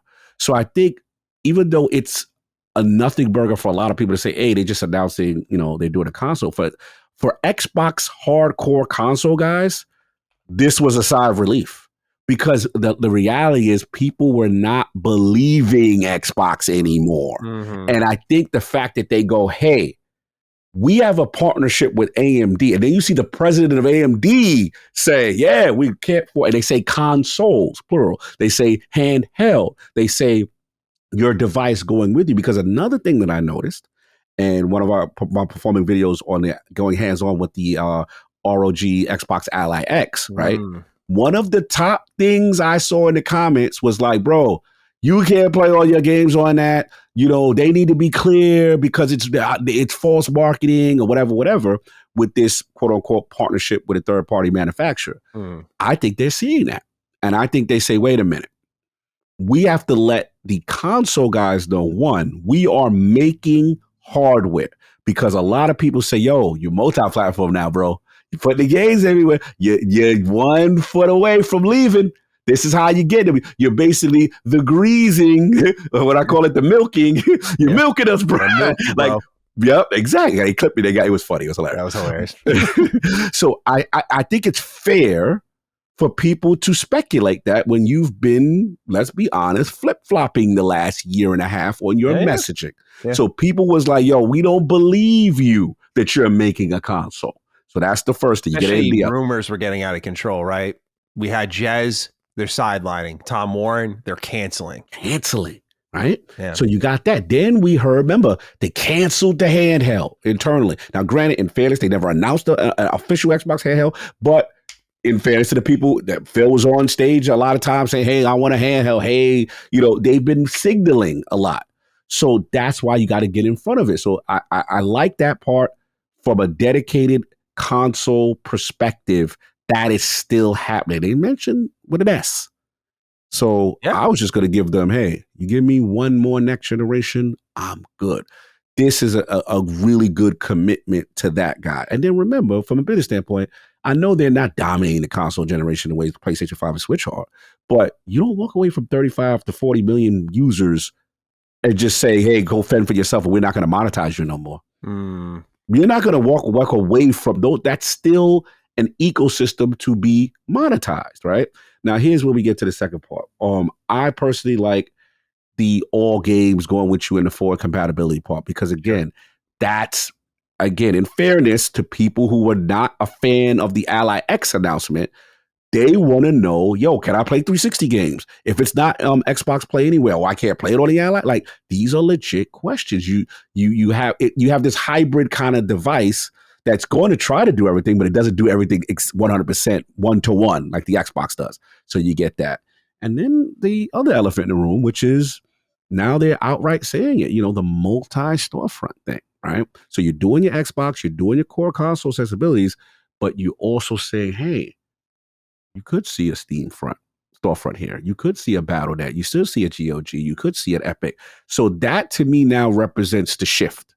And to me, what they're attempting to do is say, hey, we are in this transitory phase where we're a console, but we're also offering you the ability to download and access these other storefronts. Now, some may say, Cog, how does that benefit Xbox, right? Like people will just buy a Steam version. Maybe they won't buy from the Xbox storefront as much. And I think they are looking at it. There's more money to be had when you make more money off 100% of the pie versus try to lock down this small percentage of Xbox users and get 100% of those small users. You see what I'm saying?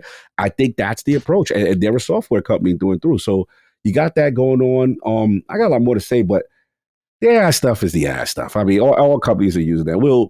I'll believe it when I see it on how in gaming. Yeah, I didn't really react to that at all because it sounded more performant, like as in, like tech wise than making games. But you know, I it was like the trigger word, but I was like, I don't really know. Again, it was all surface level stuff. Where very, very surface level. I think it was key for them to jump ahead of the messaging to see what the next generation plans are going to be. Now, this is the reality check now. Here's where the reality is going to kick it. This is what I'm going to stand on. This is no inside information. You can do this strategy when you no longer intend to take a hit on and subsidize hardware. So in my opinion, like I told people with Ally X, Xbox Ally, you better set $1,000 aside. I think the days of the $500 Xbox console with the nice subsidized price is over. This is a way to get your hardcore that want to support your ecosystem to get in. This is a way to try to get people to flirt, to say we have the one-stop shop that has it all. Oh, you want to play Steam? You want to play Xbox? Oh, by the way, PlayStation games are on Steam. Right? So you could sell it as the do-it-all, high-priced enthusiast device. They could have the ultimate Uno reverse card moment if they... bro. They could do, there's a tutorial how to share games on PlayStation, how to play PlayStation games on Xbox. I'm just saying, bro, if they want to really get dirty, they can get dirty if they choose, right? But it's like, I noticed they're being respectful though, because they say they won't say the storefront. They're humble games still. Yeah, they won't say Steam by name, but we know Steam's on it, and we know what's on Steam, right? Yeah. Bro, I'm playing Ghost of Tsushima Director's Cut. You know what I'm saying? I'm playing all that stuff on Steam, no problem on my Ally and all that. So that's going to be very enticing. You can market it as the one-stop shop that plays everything. And we'll see. So the key, I just wanted to give the reality check that I think the days of subsidizing hardware is over. We saw how much profit out of it, you think? We going all money. You see the Xbox One, Series X right now. You saw and then we forget about the tariffs, right? The whole economic climate and whatever. So the days of that, and I think they're comfortable with that.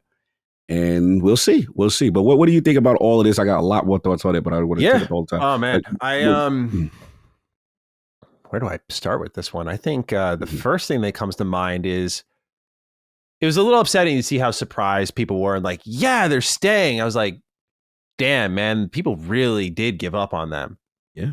And part of it is their own fault. Part of it's also the rumors' fault. Like I talked about, like I don't blame anyone for reporting the information they get, but I'm glad to see Xbox getting in front of this because when I started, I bit on the delay rumor. Like we're going to delay our internal handheld to focus on Asus. I'm like, yeah, Xbox is like a dip your toe in the pool first kind of company. Let's see what's going on with what happened. Sorry, breaking news. This is Geek. I am so sorry. I'm about to derail the conversation for a quick second. Sega just did something with Shinobi that I didn't realize I think I spoke this into existence. They just announced T. Lopez and Yuzo Koshiro is doing the sound for Shinobi Artifact. Remember, I told you that was the only blemish. Yeah, you said you want Bro, yeah. I've been tweeting at them, and when I put my gym pics, I'll put Shinobi music. I'll tag Yuzo. I'll tag Ben Frequent. Bro, I'm calling. I've spoken into existence. Yes, bro, sir. It just happened right now. Holy, this is a dream. Sorry, I'm just no, you're good. I thought right something now. bad happened. Your mouth dropped, and your eyes popped out of your head. I just sent you the tweet from Sega. I apologize. This is Shinobi fans' wet dream. I'm about to grow man tears. Continue. Let's get back on with Xbox. Dude, that is the legend. They got him outside. Oh my God. Wow. Dude, that's perfect. That is perfect. That's so exciting. Because T. Lopez did the Shredder's Revenge soundtrack. Oh, I didn't know that. I think he also did Sonic Mania. Yeah, this guy is insane. Insane. Oh yeah, beautiful. I loved it. They do it. They're going full. And I would just say, Realm, Duke, stay tuned. I've got something cooking with Sega. And I've got something cooking with first I gotta shout Mr. Batty Plays and Bradley. You know you're forever etched in history as far as my story. Yeah, like you and Brad and Dustin, like everyone's in it. So I be on the lookout for something from Iron Lords and me, Sega and Shinobi. And be on the lookout for some real information coming through. I just got off an amazing call a couple of days ago. And I'm really excited to work on something with you guys. So dude, I'm a Shinobi fan. Yeah. That's so exciting. That's why this is hitting harder right now. Like everything this is the year of the ninja. It's a dream year for me. I cannot believe what's happening. This is crazy. You're gonna be fucking sobbing with that controller in your hand. Oh my God. Tears.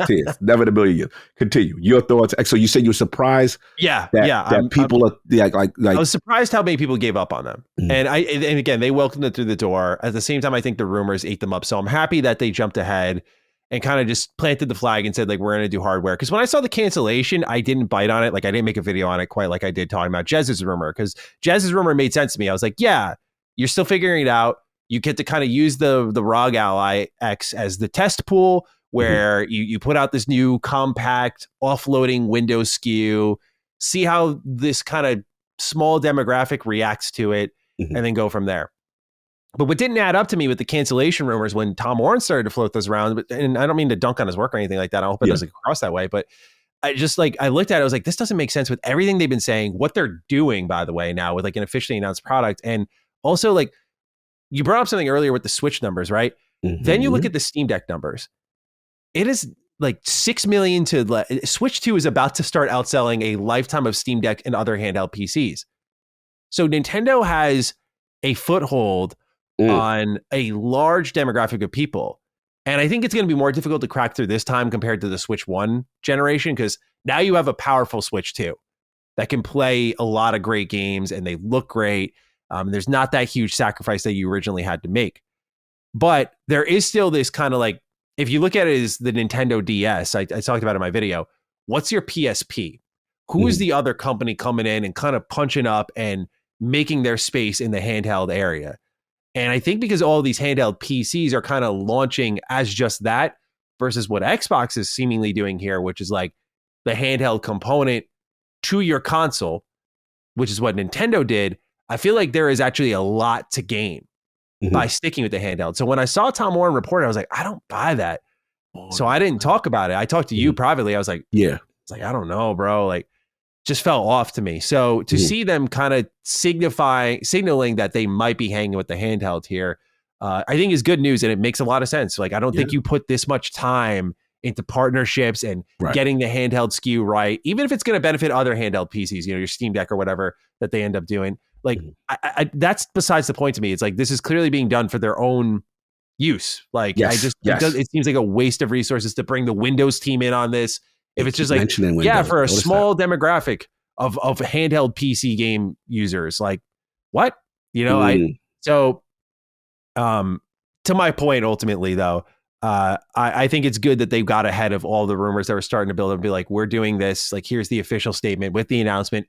Here's the manufacturer, basically. Like, here's who's going to be powering it, which unsurprising in AMD. So I didn't really have much to say on that. But ultimately, good to see them sticking with hardware. because there was no denying that you, myself, many of us had our doubts. Like, Yeah. more so because you saw the quarterly results, like every month, every year, lower and lower, a new record being set, doing worse than the Xbox One in some cases, which we thought was impossible. So I would have not blamed them for getting out of it. For them hanging with it, though, is good. The why to it all, I think you nailed it. I've been trying to wrap my head around it, other than I think it just gives them a level of presence in the industry that is just so different that they can afford. Like a Sega can't do that anymore. Correct. You know, there's a reason they went just to games and left hardware behind. They just can't do that anymore. Microsoft and Xbox can afford to do this, and it does give them a level of attention and power in this industry that otherwise only two other people have: Nintendo, PlayStation. Yeah. So, and Tencent, if you will. You know, they could probably do something if they wanted. So when I say the why of it, it's not just, oh, they want to do a console. It's like, yeah, you support that base. But when you start to bring in multiple storefronts, it's something Colin talked a bit about where I'm like, okay, I buy my Xbox handheld for the next generation, and I download Steam on it. I don't touch Game Pass. I don't touch the Xbox Store, and I just start playing games that way. If you're Xbox, where is your win? Like, is it because I bought your hardware? If that's the case, then I guess I get it. They're going to make profit off of hardware. How much hardware are you expecting to sell is the other question. You know, you're a software company. But that's the thing I'm having trouble wrapping my head around. I'm like, for me as the gamer, awesome. You know, I think this is their vision of melding Windows and gaming together. And the next console is no doubt going to run off of Windows. Like, that is the thing that this told me. They're unifying those two.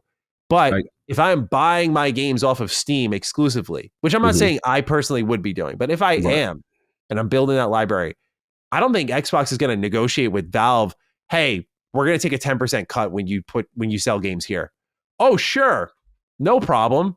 Like, I think they just wouldn't bring Steam over to their handheld until, you know, they were able to get the cut that they're used to.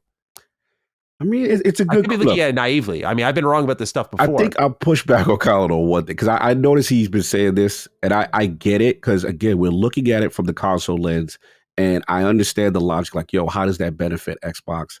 And I will just read what GOTY said, right? And GOTY kind of mirroring, he's the homie, you know what I'm saying? Like, he's mirroring kind of what Colin was saying. He was like, hey, if the next generation Xbox hardware can play games from other storefronts like Steam, Epic, and Windows, then there is no incentive for developers to make next generation Xbox versions of games, as the PC version will work on Xbox hardware. Interested to see more details. Then Jez responded and said, look, the cut on Xbox PC is 12%. To Steam's 30%. If Microsoft carries that forward for games that are next generation native, that could be a power big incentive. So you got that part. But the other part is this. And again, it is an incentive. It's a huge incentive. As a developer, that is, hearing that, I'm like, it's huge incentive for a developer. They ain't walking away from that. Yeah. So you got that. And then again, from the Xbox side, everybody's worried about, okay, how does Xbox... I'm curious if they keep that, though. That's a huge difference. That's a huge difference. Huge. So we'll see if that holds up. It out with tax, the 30% from the platform holder. Like, you don't make as much as you think you do, but like, if it's 12% instead, now you can actually, that's money in the bank. Right. So to me, I look at this as them reinvesting in, they keep mentioning working with Windows as close. They are reinvesting in Windows. They're trying to make Windows the dominant platform. But at the same time, what I'm noticing is like, look, hey, if we continue to try to lock down this ecosystem to only focus on Xbox users and try to maximize and get the most money out of Xbox users, that's not as revenue and efficient and profit making as opposed to having Steam's base in there and still getting all that cut from Steam and these other storefronts. So I think still that's kind of the play. And we'll see. We'll see. But ultimately, look, this is what we call it, like a very transcendent. We're in that this inflection point. Again, we've never seen anything like this before, right? And there are going to be a lot of questions. There's going to be a lot of questions with messaging. There's got to be a lot of questions with integration and how things work and configuration, or from a console. Like, there's still questions, and they still got to implement this thing correctly. But yeah, man, I think that I'm starting to slowly see it, and I'm like, okay. You are a hybrid. You are still holding on to the console stuff, right? But you're offering these apps to play other stuff anyways. You can still make some money on that. And I think you've got all the IPs now to be so dominant that it could work. But again, it's going to be the messaging. It's going to be the functionality of a play anywhere kind of world that has to happen. And then we will see. But it is interesting. I just like the fact that look, I'm a console guy through and through. I'm getting that. That is huge. And then you're on an ecosystem again. I know people were screaming $80 games and this, that, and other. Not for the Xbox user. That's y'all. Respectfully, you paying 80. I'm not paying 80. I got and guess what? When it come out of Game Pass, I pay it at a discounted price. So by the time it comes out of Game Pass in 2 years or whatever, if I decide, like literally, one of the game like Alters, I love this game so much. I was like, bro, I'm with the digital, whatever. I could have waited, you know what I'm saying? Because generally my history is this. I'll play it on Game Pass. If I love it as it's coming out, I'll buy it. Generally 9 times out of 10, the game's already discounted already. And you get an extra 10% or 5% because it was a Game Pass off on top of that. So it's a win-win for me. You know what I'm saying? So again, which is incentivizing the ecosystem for those who love it or want to stay in it. And we have to admit, in a world where Borderlands not going to be a Game Pass, but I'm just saying in general, like, look at what was it? The Killer April alone with Expedition, Oblivion, look at all those games in a short proximity. Coming out after that. Zoom, Submidnight, Vow, all this in a short proximity. How many of y'all want to keep paying 70, 80 for that? You can't. You're going to have to make business decisions. In this ecosystem, it's just a lot, yeah. It's a lot, bro. In this ecosystem, I'm hearing, I told you on some of the write-ins on Sacred, guys are like, yo, I might have to subscribe for right now for this. But even if I leave it, I'll bounce or come. That's what they're counting on. The economic climate is actually helping them because it makes the Game Pass proposition. It's not something that works against them, even if people get richer. Right. People are still going to try to save money. And they're like, yo, great. You hate Game Pass, you hate digital. Go buy it over there on PlayStation and Nintendo. We'll take your all you do for full price for old game, and all you're doing is facilitating the ecosystem over here that our users like. It's a win-win. Everyone's happy. You get our games, they get. Yep. That's how I'm looking at it. So, but again, execution, and I love that they said forward compatibility because I want things to work seamlessly. No, hey, this doesn't. Really synergize these lists and get that console sensibility on it. And to your thing, now it still leaves the door open for the handheld, which I'm hoping that still happens because I think they are still going to hang with it. It just, I think so. Again, because I look at the Switch too, and I'm like, obviously the Xbox Ally will not sniff anywhere close to those sales numbers. I think it's going to get outdone by every other PC handheld in the market. Maybe do a little bit better because of the Xbox synergy. But when it comes to the Switch 2 and seeing how like merging the console with the handheld and like being able to ship that with a new generation, I think would push like Xbox and PlayStation can kind of be in this race now to be. I know they don't think of this way. They should probably think like, how do we come first place? But to be second place behind Nintendo, who is so firmly established with that kind of console handheld hybrid, right? PC has overtaken PlayStation on users. I see some data. I'll send you. I'll try to find it so I can speak precisely. But I saw some data points. I'm not going to say everything Steam is overtaking PlayStation, but I saw some data points where I was like, wow, PC is ahead of PlayStation on this. So I'll get the data, but yeah. So I just look at that and I think about how if one of these companies can break through, that's all they need. And so Xbox would be silly to pull out now, especially if you've dedicated resources and time. And it obviously the proof will be in the pudding. I think on the handheld front, I'll shift my focus afterward. But like, I think the proof will be in the pudding because I think what matters here is battery life. Like, how is SteamOS doing versus this new offloaded version of Windows? And the Xbox Ally will tell us a lot. No doubt people will be cracking that thing open, but and getting SteamOS or not, you think it's not going to be close? Like, respectfully, I love you, Xbox. Love Asus. Thank you for the opportunity. SteamOS, from all people I spoke to internally that don't want to speak, but I'll speak for them, scared the hell out of them. Yeah. SteamOS is running circles around them on the current version of Windows 11 right now. So if you're buying, these Windows devices and then you slap in SteamOS on it, how bad does that look for you? That it's outperforming on your own device, which shows Windows 11 has too much bloat, garbage, and it's not designed for the compact user controller experience. Now they're making strides. They're still doing what I played with. I like was amazing, right? I was like, yes, this is the right direction. But it's still more strides to be made to compete with them dudes. Them dudes are running circles around you. You got caught with your pants down, and now you have to make Windows 11 as a platform being able to compete with that before you could even think about putting out your dedicated handheld. So you let Asus in this, this is a dedicated enthusiast, high performance device, which is going to improve and get better. Great. I'll be there day one. But we know when you drop yours with your own branding without Asus, where it's you cannot be you can't be in the Toyota. You get lapped. You know what I'm saying? by the Lambo. They got a Lambo, right? That's what Steam OS is right now.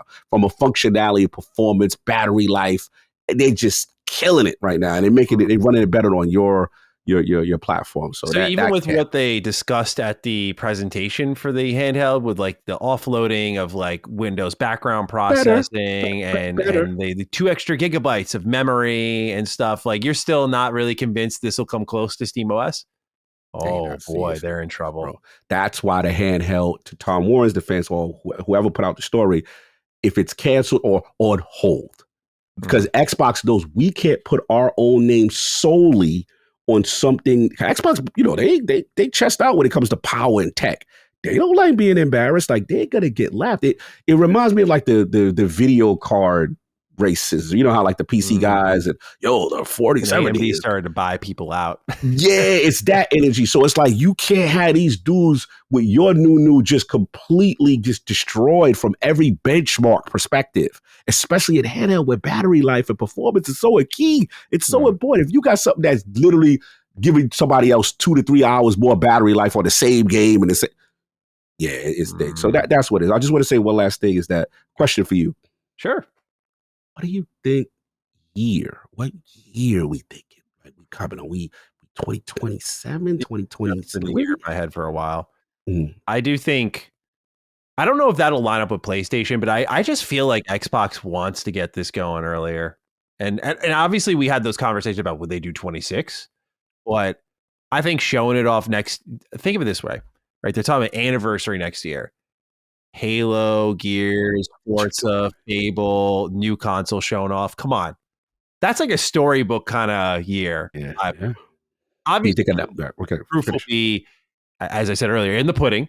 Will these games shake out good or not? That this is from the outside looking in. But that is like, if you're a company trying to celebrate your history, this is the current chapter of Xbox, which is what Xbox has always been. Here's the next chapter of Xbox. Like, come on, bro. You've been hanging with them for as long as you and I have been. That's fucking hype. And then it's like, next year the party gets started. So you do it like the prelude, the setup. Yeah, because I look at games like Perfect Dark, and I'm like, I don't know. Yeah. And Elder Scrolls, baby, part of that. Yeah. So I think it just the stars kind of align where I think maybe it lines up with PlayStation, but I do think Xbox has more motivation and more items to be of use for them to start a next generation by 27. Okay. I like it. Especially because they have that sort of streaming tech and play on any device where like I could see a world where it's like, even if you stay on the Series X and S, there'll be like one bad news quote away from saying it the wrong way. But if you stay on your Series X and S, you're okay. We have a system for you. Yeah. You know how that go. Oh yeah. I like it. I like what you're saying because what do you think for a year? Are you feeling 27 too early? I'm gonna be real with you. I know you're shocked that you're like, God, why is everyone like this? Is a nothing. But I'm gonna be real. There's a part of me that was like, okay, you are gonna make a console. Like I needed for them to say it. As weird as it sounds. The trust was broken. You needed to hear from your girl. She's going to stay loyal. Yeah, like trust was broken, bro. Like I needed Sarah. You need to make me feel good. You ain't making me feel good. Sorry, Sarah. I like you. I like the queen, but I wasn't trusting y'all. Like I was just like, because I like that she was ahead of an actual positive announcement this time. Yes, no, she's been taking the bullets a lot lately. A lot of bad news, and she had to be the first. So shout out to the queen for doing that. But it's like. I remember the day it was me, you, and Brad. We saw that business update, and we were just like, damn well, it ain't just 4 games. Yeah. Stop lying. Stop lying, Xbox. We know you flirting. Then the Starfield news, and then every port under the sun, and then we saw when it really hit. We saw that Forza announcement. We go, yo, the climate is changing. Burgers, shaking, fries. Then we saw the Gears announcement. Yeah, like, oh, it is up now. They don't care about you. And I think the real dagger was the showcase this year. Just like trailers that totally weren't for the Xbox space. Just like, here's Gears Reloaded again. Everyone plays everywhere. It's like, who are you talking to? I sure as hell know it's not me. The Xbox, then think about it. We're coming from a no fan fest year. The signs were there that if they said, hey guys, this is the last run, the last dance, like Michael Jordan, it felt like the last dance. Like the band's not coming back together again. So I think part of me did need to hear them say it. Part of me did need, and again, the key is, I know it's going to sound messed up to say, the key was AMD saying. AMD made me believe, say, oh, okay, it's happening. Because again, we're in the land of they change their mind and pivot because whatever Satya now wants. They're cuffed. Yeah, like to me, I felt like, I'm gonna be real. You know what it felt like?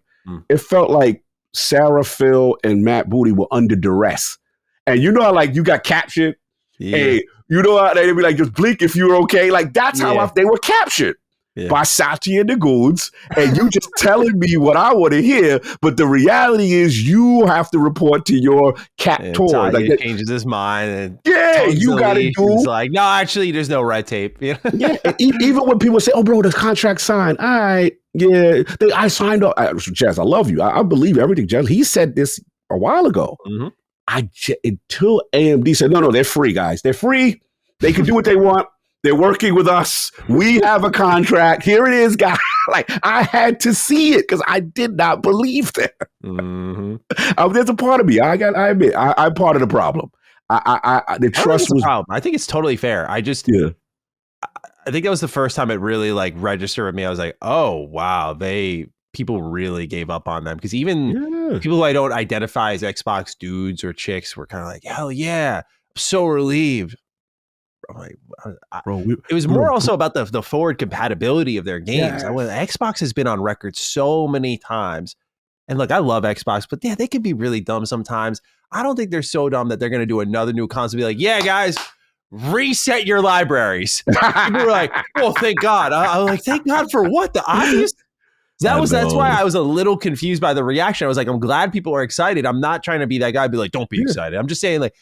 Some of this, come on. Did y'all lose faith that much that you thought if they stepped into the next generation, they were going to make you reset your library? Bro, we broke it. We was like, so sad. It's like, bro, maybe it is. I'm just naive.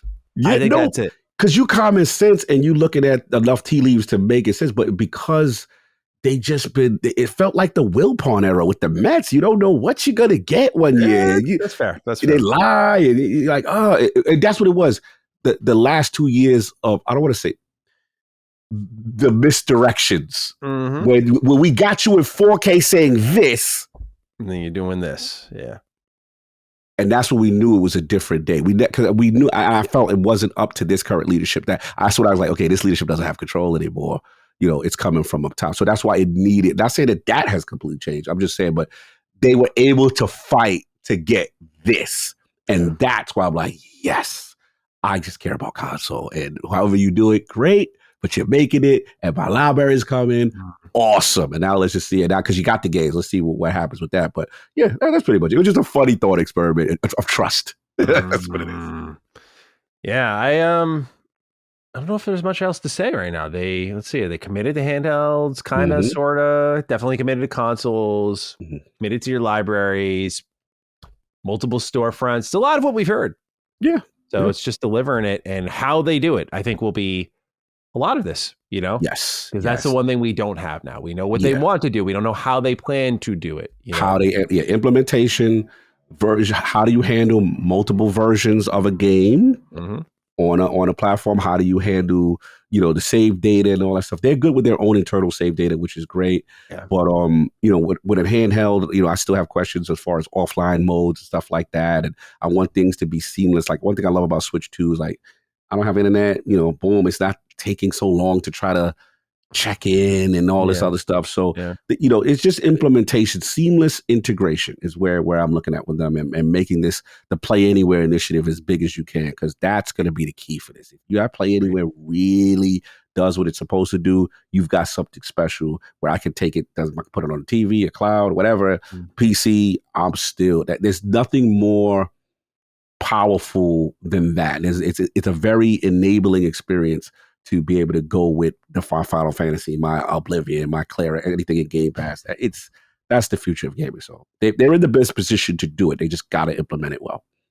I agree. All right, let's move on to our next bit of news here, and then our Game Pass pick of the week. Coming soon, Xbox Game Pass. What do we got here from June 18th to July 1st? I'll tell you right now. Added to standard Game Pass already by the time you're listening to this is Star Trucker on Series X and S and Wild Frost across all Xbox consoles. On June 19th, you get Rematch, which I am so keen to try this game when I get back. Great things. It looks awesome. I remember I was kind of sour on it, but I started watching people playing. I went, nah, I was wrong. This game looks awesome. That's coming to Series X and S PC and cloud via the Ultimate tier and the PC tier. This is a day one Game Pass edition. It's from the developers of Sifu Slow Clap, and it's a soccer game with like Rocket League sort of sensibilities. It looks really cool. Check it out. June 24th, you get Volcano Princess on console, PC, and cloud via the Ultimate tier and the PC tier. June 26th, you get Against the Storm, console, cloud, and it is on Ultimate. Xbox going hard on PC Game Pass here. All of these Warcraft games are available on PC Game Pass in the Ultimate tier as well. That is Warcraft 1 remastered, Warcraft 2 remastered, Warcraft 3 remastered. June 30th, little warm-up exercise for you. Call of Duty World War II goes to console and PC, but get this, standard Game Pass tier. Also, if you're an Ultimate and PC, you get it there too. So yeah, I guess if enough time has passed Call of Duty, you have entered the cycle of standard Game Pass. Mm-hmm. And then July 1st, in the standard tier and up, Little Nightmares 2, console, PC, and cloud. Rise of the Tomb Raider, console, PC, and cloud. COG, interesting list here. A little bit of Activision happening here. Yeah. Not all hope is lost. A little Activision happening here. How are we feeling?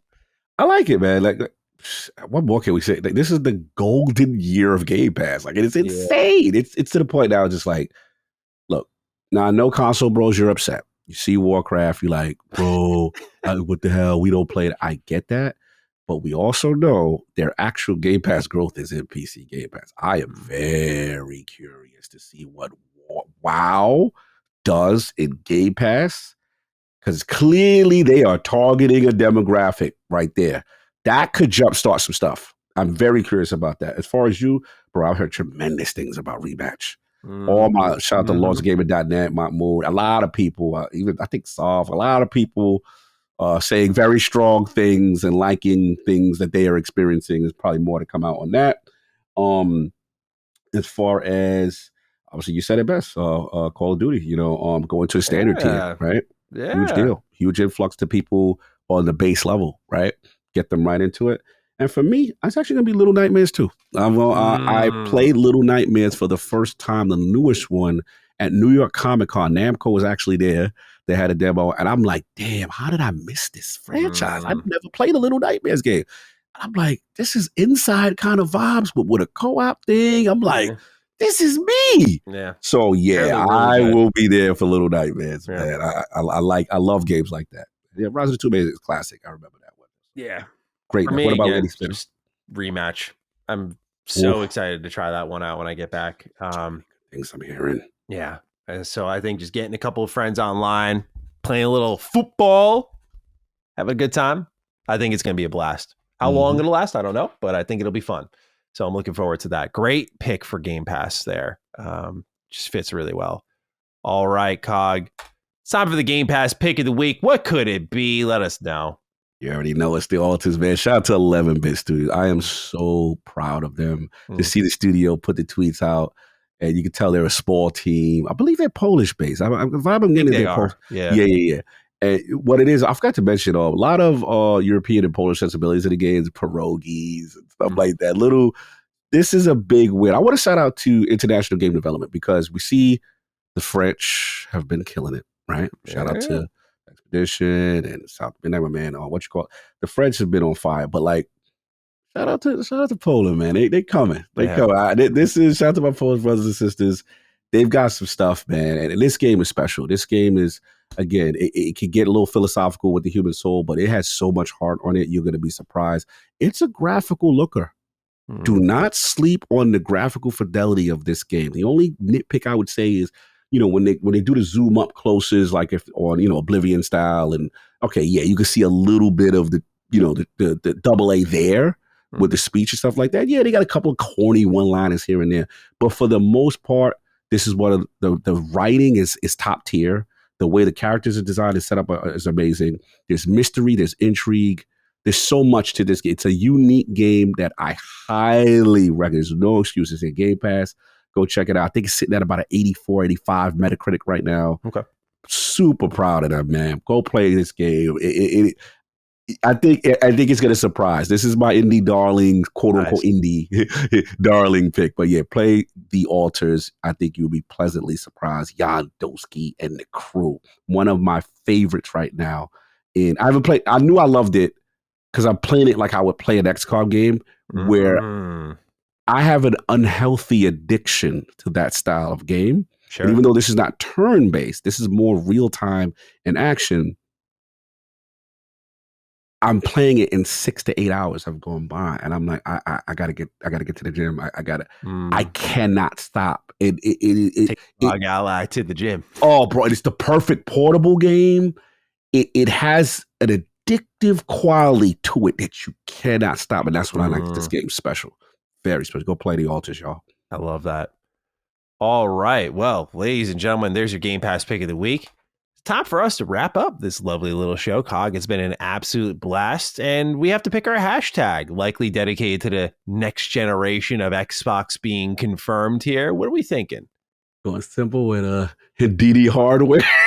yeah, I like that. Dudes are like so happy. They're like, oh my god, it's gonna be a box. It's gonna be a box. We got one underneath the TV, y'all. Imagine they announce like a fucking dongle, and there's like, told you, we worked with AMD to make this little USB stick. Plug it in. Here you go. Cloud it up. All right, ladies and gentlemen. Well, if you got this deep, go ahead and write in down below.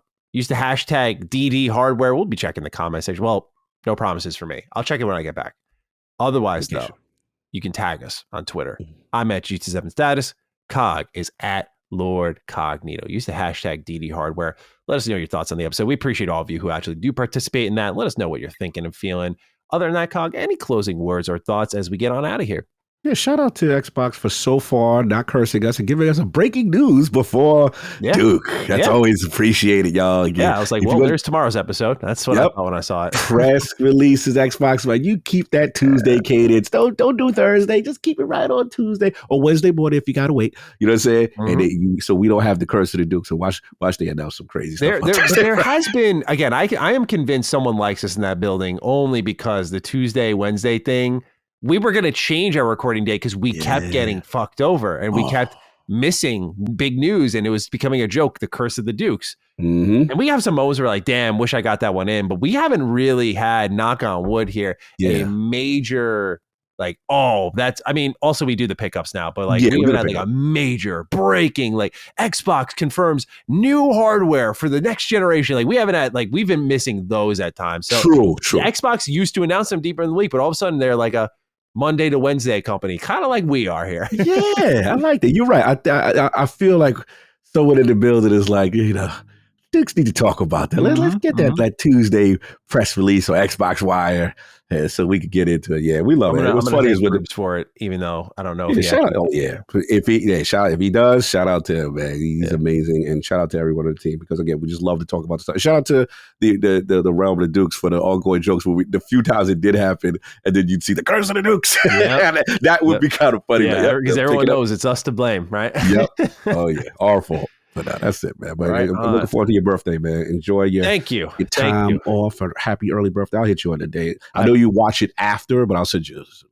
No, go ahead. Yeah, I will. I will absolutely read anything you send me. But I was fading during the show. I'm clearly tired of shit. Oh yeah, So you gotta get your rest, bro. You gotta get your rest. I'm just, I'm ready to hit that plane and just Good. get Disconnect. some good food and portable gaming. We're taking portable. yeah, that's why I wanted to beat Death Stranding if I could, because I can't. Nice. Like, dude, this is where I need Xbox Play Anywhere, bro. Because like, I got it on my console. I got no way to take my Xbox games on the go. So, oh, you're right. Now, well, technically, it's not Play Anywhere with Ella. I was curious because I thought the because there's there was two versions. There was the one that dropped was director's cut. Director's cut. Okay. So I forget. One of them is and one of them ain't. Because they literally have two versions of the game on Xbox. Interesting. Yeah, it's one of them is and one of them. I forget which one it is. But you may be right. You may be right on the weirdness. I'll look into that because if I can take it with me, that would be kind of nice. I don't know if I want to play on a flight. Death Stranding, though. So you're currently playing which version where you got the most progress? Where are you playing? That's director's cut on my console. Oh, so you have director's cut on. That's the one that... Because it didn't come to Game Pass. It was just a straight drop. Yeah, right? it was just a straight drop. Yeah, I bought it. You baby. Let's check real quick. I haven't used my ROG Ally in a hot minute. You might have to bust out that Ally, bro. Stop playing. Yeah. Stop playing. Just fire up, download the I was thinking of being a casual and just taking like Pokemon Scarlet with me on my Switch too. Oh, I see what you do. I see what you do. There or 100 line. 100 line with my luck will not be safe. Mm-hmm. But it has been a safe JRPG style game. And by that, I mean, like, I know where Kodaka and his team goes sometimes with art, and they get a little fan servicey, and I am in the middle of this harem-ass storyline. I'm like, I don't know if that's going to be like a dangerous play at an airport or something. If I got like someone looking over my shoulder and there's two like anime characters making out, like, I don't know if I really want to. Yo, what that energy? That. Yeah, I don't know if I want to risk that. Like, yo, what the hell is this guy doing, man? Like, so I'm trying to be careful with what I play. That's the director's cut is the one you have. Mm-hmm. Yeah, it's Play Anywhere, bro. Okay. It's Play Anywhere. You literally, all you got to do is fire it up, download it. All I would say is the trick is this. So if you do it, if you decide to bring it player. Oh, yeah. Here, I got to get the walk. Here's the trick that they don't tell you. Immediately scare me off. Like, I got to check my updates on this piece of shit. Damn. Yep. Do your Windows Store updates. Yeah. And then make sure in the settings of the Xbox app that you allow the Ally to be your offline device. So go into the Xbox app settings, make sure it sets there that you play games offline. So here's major trip number 2. Do not turn your joint on the plane, brand new, and be like, hey, I'm ready to play. Don't do that. Because Xbox, that ecosystem over there to play the the ROG ecosystem. The trick is this. When you get up in the morning before the flight, this ain't charged. charge. All right, so charge that bad boy up. When you get up in the morning before the flight, just open the Xbox app and log into the game one time before, so it knows to pull your save data. So that's how you got your data up. Then the next day, the day that you actually got to fly out, I just turn on the device, I open up the Xbox app, and then I put it in hibernate mode. So now I'm ready to go. It already authenticated to Xbox server. So you play it while you're connected to the internet, put it in sleep mode, and then just go where you got to go. Just launch the store and then launch the Xbox app and then put it in sleep mode. Because it just connected once. That's all you got to do. So it already knows, okay, it connected already. So now if we don't have no internet, you're fine. You play. It's going to save the day. You're already in. So play for hours when you don't have the internet connection. As soon as you got the internet connection back, boom, you're ready to go again. Everything's going to transfer and save out. So you're going to be good to go. So that's the tricks I do. That's why I'm waiting for the other one that doesn't have to do all these steps that I have to deal with this Windows nonsense. That's Windows nonsense. Yeah, that's why I'm like low key kind of hyped for this because I need my Play Anywhere device. I got a lot of streaming devices, but I need my Play Anywhere device. I got my Steam Deck. You know, it's very powerful though. It's empowering to have your data though. Like it is crazy. And I'll send you I'll send you something too for Ally settings because you got a little tweak and twerk to get the best performance. Oh man, I can see. I know. I'm not going to beat Death Stranding because I'm going to spend the time I could have been playing the game and finishing it, just figuring out if I can make it work on the plane. I'll give you Windows 11 homework before the flight. It'll take about 20 minutes. All right, go ahead. No doubt. All right, well, ladies and gentlemen, we appreciate you listening. We'll be back next week. I'll be much more refreshed, so thank you for bearing with me this episode. And until then, we'll catch you for episode 234 of Defining Duke, an Xbox podcast. Peace out. Defining Duke, an Xbox podcast, is a product and trademark of Last Stand Media and Collins Last Stand LLC, and is recorded from the United States of America. The show is conceived by Matthew Mr. Matty Plays Schroeder and me, Colin Moriarty, and is written and produced by Matthew Schroeder. Matty's co-host is Barry Lord Cognito Eversley. Defining Duke's executive producer is Dustin Furman. All of Last Stand's theme music is by Ramon Narvaez.